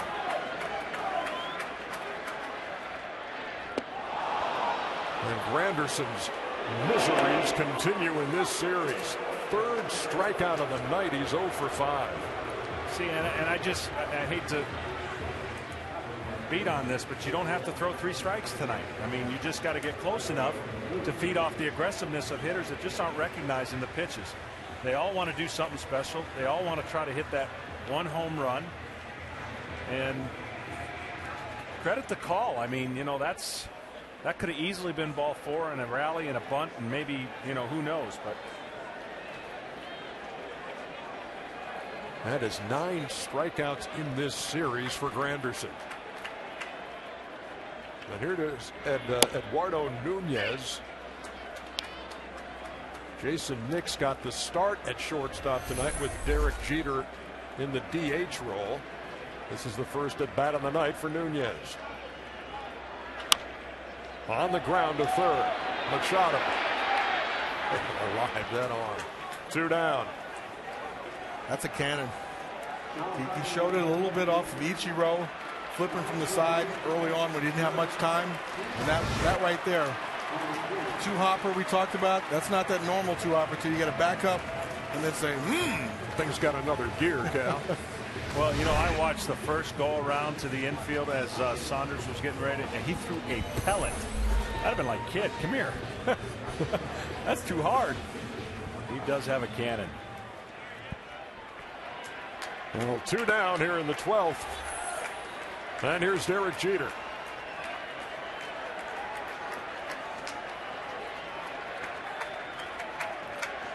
He doubled in the 6th and scored the only New York run on Cano's groundout.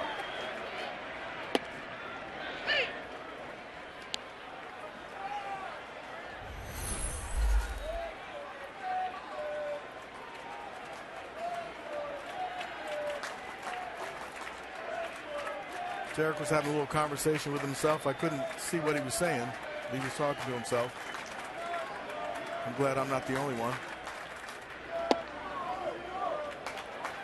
Missed inside, a ball and a strike. Well, when Ernie does it, he starts out by saying, Self, I want to... Self, how long do you think this game might go? We're in the 12th right now. There's no telling.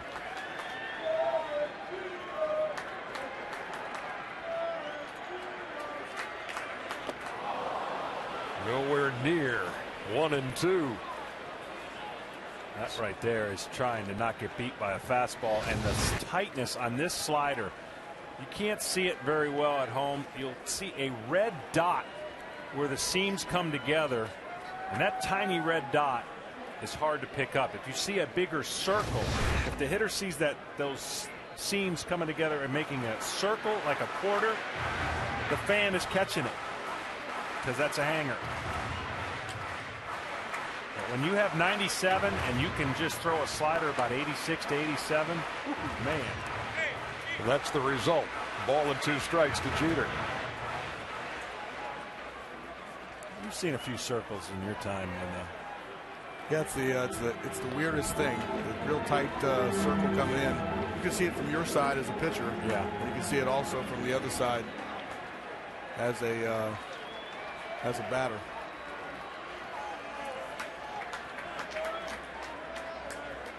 Strope with a 1-2. Right back at him and threw into center field for a 2-out hit.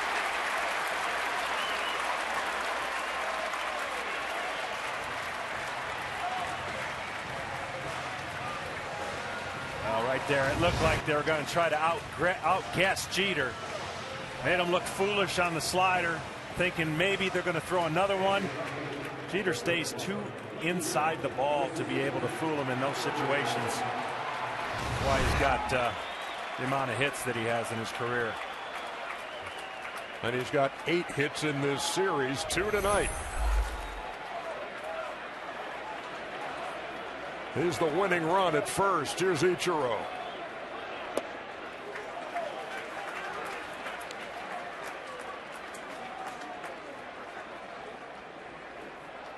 Ichiro laid down a sacrifice bunt in the 6th.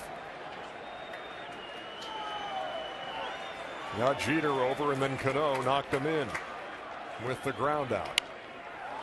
On the ground, and look at Reynolds with this slick play. Wow. Takes it himself to get Ichiro. How about a 13th inning? We're on our way.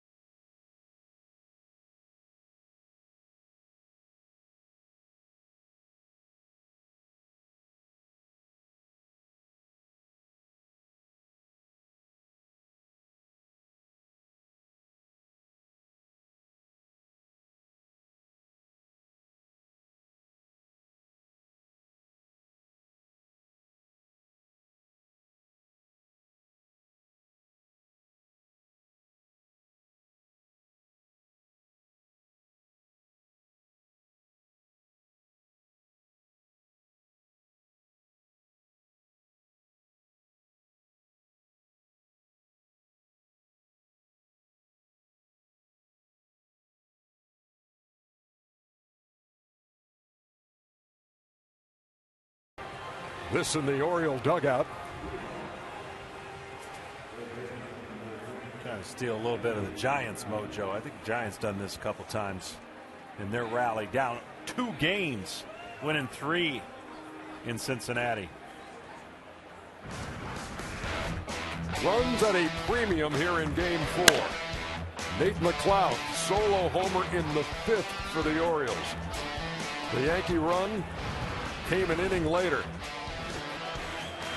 Robinson Cano with the ground ball to second scores Derek Jeter, who had doubled. 1-1, and that's where we remain as we head to the 13th. There's Nate McLeod, who hit the solo homer. He waits on deck as Manny Machado leads it off.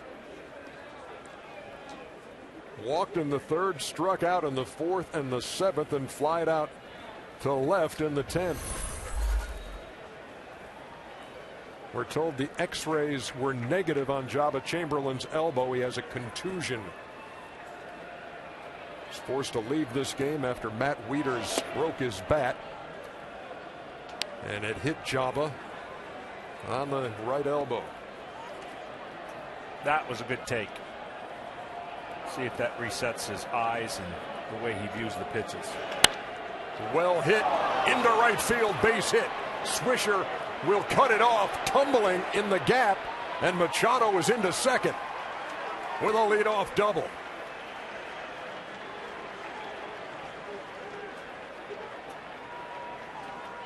And what does that mean when a guy makes a good take? Well, sometimes he may be taken all the way, but he stayed on this pitch that did not break very well and went the correct area to hit that ball to right center. Stayed on it. That's the adjustment you want to make. Maybe even think the opposite field as opposed to pulling off the ball. He's got good speed too. He goes right from the beginning, watches Nick make the slide. I'm going to take second. And here he is.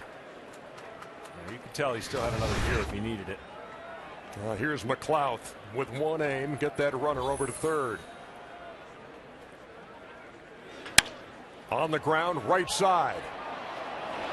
Mission accomplished. McLeod is out. Machado is at 3rd. It would have been a gutsy play, Cal, if he made that from second. He had room, but very small room. I've seen first baseman kind of sneak over there and tell the third baseman, hey, I'm in a little bit. If it comes hard to me, I'm coming to you. But very rarely do you see a second baseman because you give up a little bit of your range. But Robinson Cano, I've seen him do it a couple times, and he was thinking about it. It'd have been close. Yeah. The go-ahead run is now at third. One down in the 13th, and here's J.J. Hardy.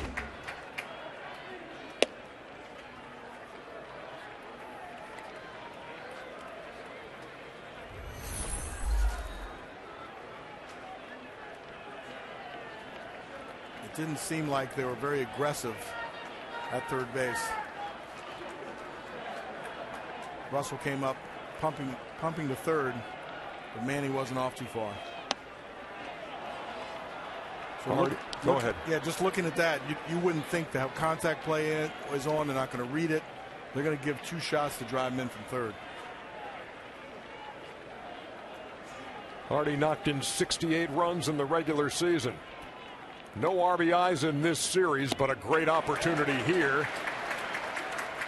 And he went around.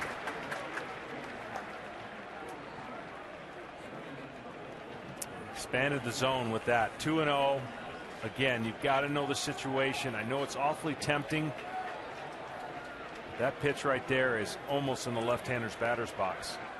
Anxiousness will get you nowhere. You've got to be able to trust your hands and get the ball lifted over the infielders. Tapped foul.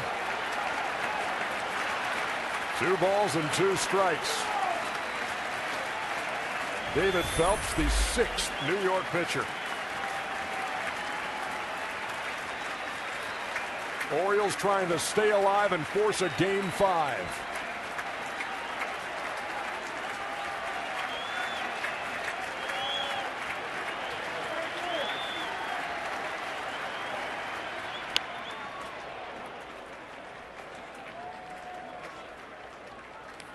Tell you, I'll be tempted to throw another one in that other batter's box with a breaking ball. If you trust it's going to break, start it on the outside part of the plate. The aggressiveness of the hitter, that was emergency hack right there on a fastball in. But he will show you, he's already shown you he'll expand the zone and swing outside of that home plate. 2 balls, 2 strikes. Here it comes. Fly ball, left field. Pretty well hit. Ichiro goes back, and that ball is off the wall. The Orioles will have the lead. And Hardy has a stand-up double and his first RBI of this series. 2-1 Baltimore. Now, I'm sure when we watch this replay, this ball's over the middle of the plate. It allowed him to extend his hands and get the ball in the air. This had to be over, and he went with the cutter slider versus the big breaking ball. Here's the replay, right over the middle of the plate. Nothing to do but put the barrel of the bat on it. No extension whatsoever needed. And at this point, a huge run. The Orioles break the tie here in the 13th. The Yankees go to the pen. Baltimore leads by 1.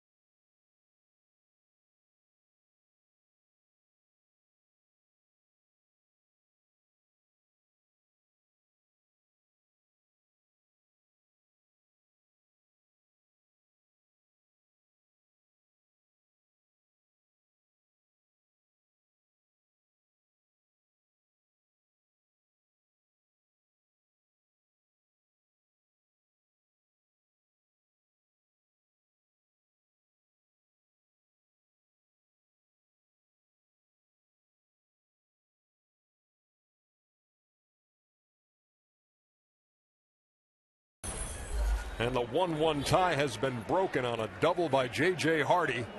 Orioles lead at 2-1. Clay Rapata is the latest New York pitcher. Sidearm left-hander, specialist for the most part. You see 70 games and only 38 1/3 innings. 7th New York pitcher of the night. The Orioles have matched that number. The 0-1 to Chris Davis.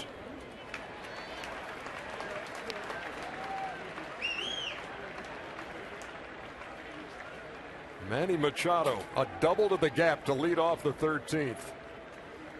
Nate McLouth got him over to third with a ground out to second, and then Hardy delivered the run-scoring double.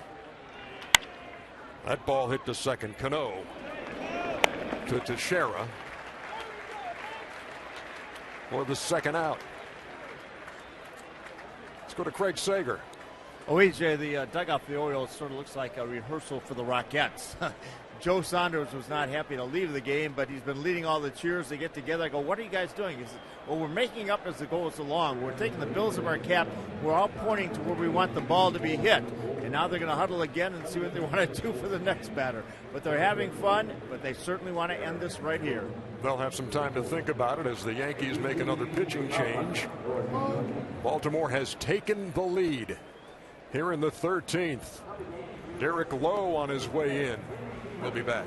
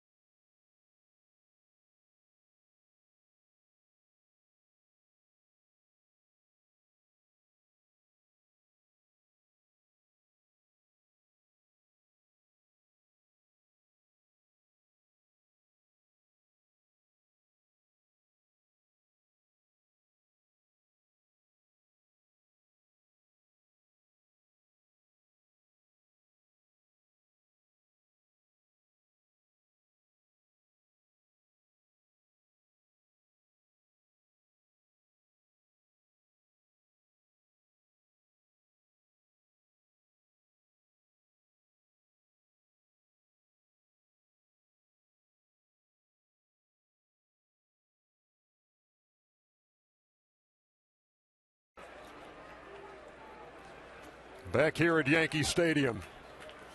Midnight in the East. And the Baltimore Orioles have taken the lead over the Yankees here in Game 4, trying to set up a decisive 5th game, which would be later today. In fact, it would be this afternoon at 5 o'clock if the Orioles hang on. Quicker turnaround because of the Washington win if they hang on. Derek Lowe missed with the first one to Adam Jones. You heard Craig Sager's report.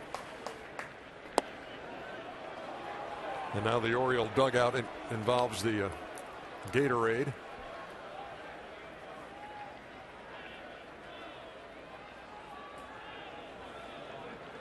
Way back when, Joe Saunders started this game. 2 balls and a strike to Jones, who is 0 for 5. You got Alex hanging in there a little bit closer to the bag in a shallow position. Adams been known occasionally to drop a bunt down with 2 outs down that side. Right back to Lowe. Throws low to first. That's the 3rd out. But the Orioles break the tie. The 20-year-old Manny Machado with a double, and the veteran J.J. Hardy plates him. 2 1-0s.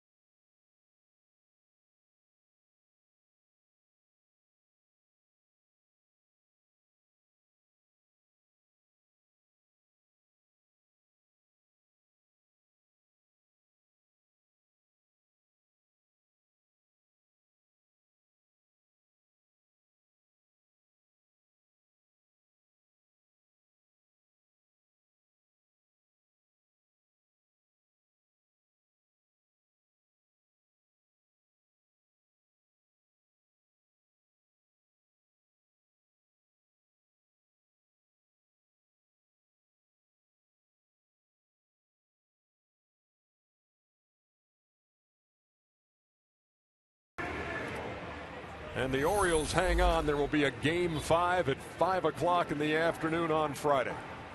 Today. And Jim Johnson is on again. Smoltzy? Well, guess what? He's going to face Cano, Tex, and A-Rod. And what he's facing is his inner consciousness to try to be as tough as he's been during the regular season and put away everything of what ifs and could have beens and just know you got a chance to put yourself in a game 5. That is easier said than done. 51 saves in the regular season, most in baseball. But in this series, game 1, game tied 2-2 when Russell Martin took him deep at Camden Yards. And then last night, 9th inning, Raul Ibanez with the Orioles 2 outs away from taking the series lead. Ibanez tied it and later won it. Tonight, bottom of the 13th.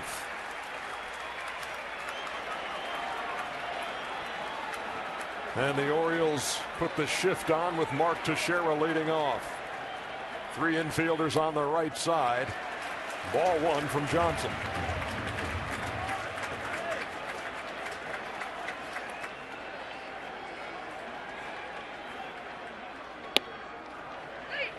Count even, a ball and a strike.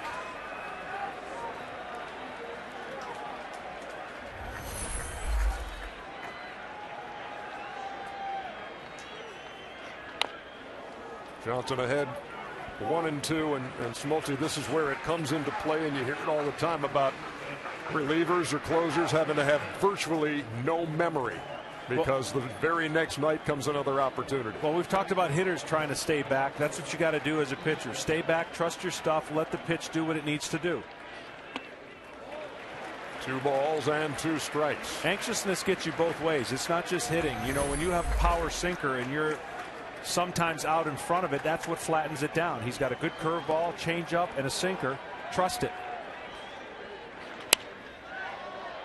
Teixeira fouls it off, and the count stays 2-2. And it's an inner battle of just commitment. It's that demons that crawl in every once in a while say, okay, here's my film. Your mind is a film. You got to erase it, and you got to focus on the moments that were great for you, and let that be your advocate here and not work against you.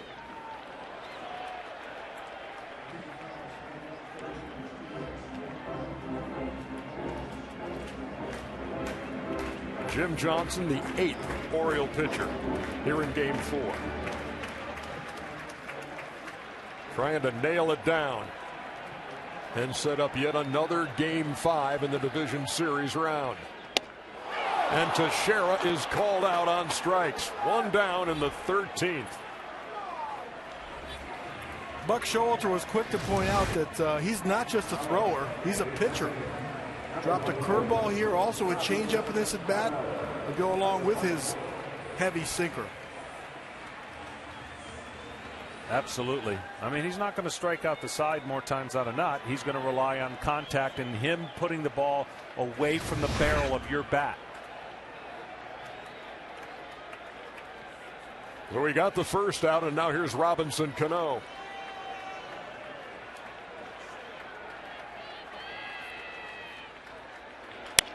Swinging at the first pitch on a line to left. McLeod is there, 2 down. And now the Orioles 1 out away from forcing a game 5, and the Yankees will send Eric Chavez to the plate, another left-handed hitter.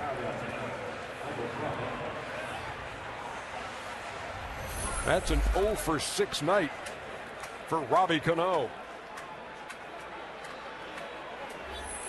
Chavez has popped.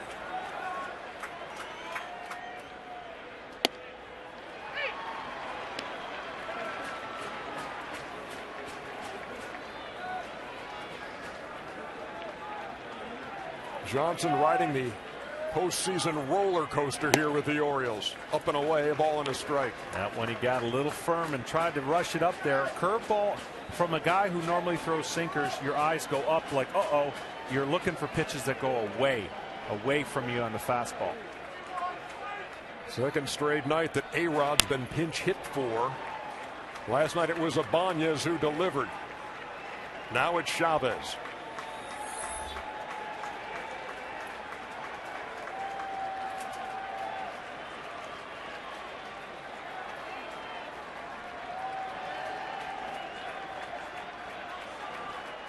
The 1-2.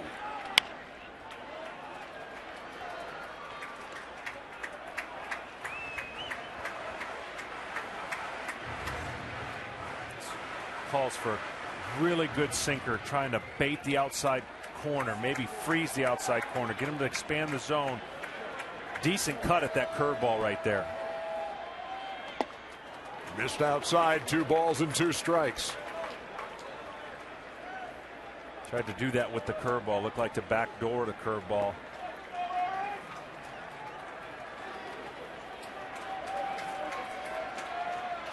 Two and 2 with 2 outs. Liner to Machado, and there will be a Game 5 on Friday afternoon.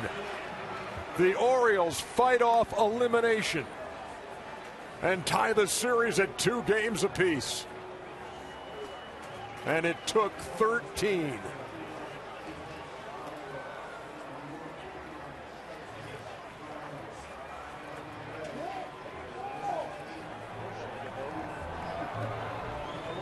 Jim Johnson comes on, closes the door in the 13th. And a team that's been known for its resilience all season long shows it once again. Buck Showalter's guys force a Game 5. You know what's interesting about a Game 5? We could throw all the notes away. It doesn't mean anything. A look at tonight's Chevy Player of the Game. It is Nate McLeod, who got the Orioles on the board with a solo home run in the 5th. He did the job defensively as well. That catch starting a double play as Russell Martin was doubled off of first. And late in the game moved the runner over, paving the way for the go-ahead run to score. Turned out to be the winning run. And the Baltimore Orioles in 13 win it 2-1. Let's go down to Craig Sager. Well, I'm with J.J. Hardy. Drove in the winning run of the 13th inning with a double, driving home Manny Machado. And Game 5, what's that sound like for you? You know, it's what we wanted. We had to win today to get there. So tomorrow's going to be a lot of fun. We got a tough matchup with CC, so it's going to be fun. Runs were so hard to come by. What were you looking for, and what did you get when you drove in Machado for the game winner? All game I was telling myself to try not to do too much, and that wasn't working. So that at bat, I told myself to do a little bit more. Swinging at a lot of balls. Unfortunately, I got one that I can elevate. We kind of kidded you earlier in this series about the base running mistake, possibly at third. We talked about the pressure of the postseason. In a game that lasts this long with 13 innings, is it frustrating out there, or what's it like when you know every single play can make the difference? Frustrating is not the word. I mean, if we lose, then it's frustrating, but it's intense. I mean, we understand every play matters, and our bullpen did a great job tonight to give us as many chances as we did. You've been battling the Yankees even all season long. Now it's 2-2. What are your thoughts? What are your feelings about a Game 5 at 5 o'clock tomorrow afternoon? It's going to be fun. We're looking forward to it. All right, congratulations. Yeah, thank you. Back up to you, EJ. Took a while, but J.J. Hardy got his first RBI of this series, and it came in the 13th inning. Turns out to be the game winner. Jason Hamill, CC Sabathia, Game 5, 5 o'clock. Unbelievable. It really is. This whole postseason's been unbelievable. And you know what? The Orioles haven't lost back-to-back one-run games. And certainly the Yankees going 4-0 versus the Twins, 0-5 against everybody else. You just want this, if you're the Orioles, a chance. I know you don't want to go necessarily against CC, but in a Game 5, literally, it's anything is possible. Anything can happen, and JJ used the right words, intense.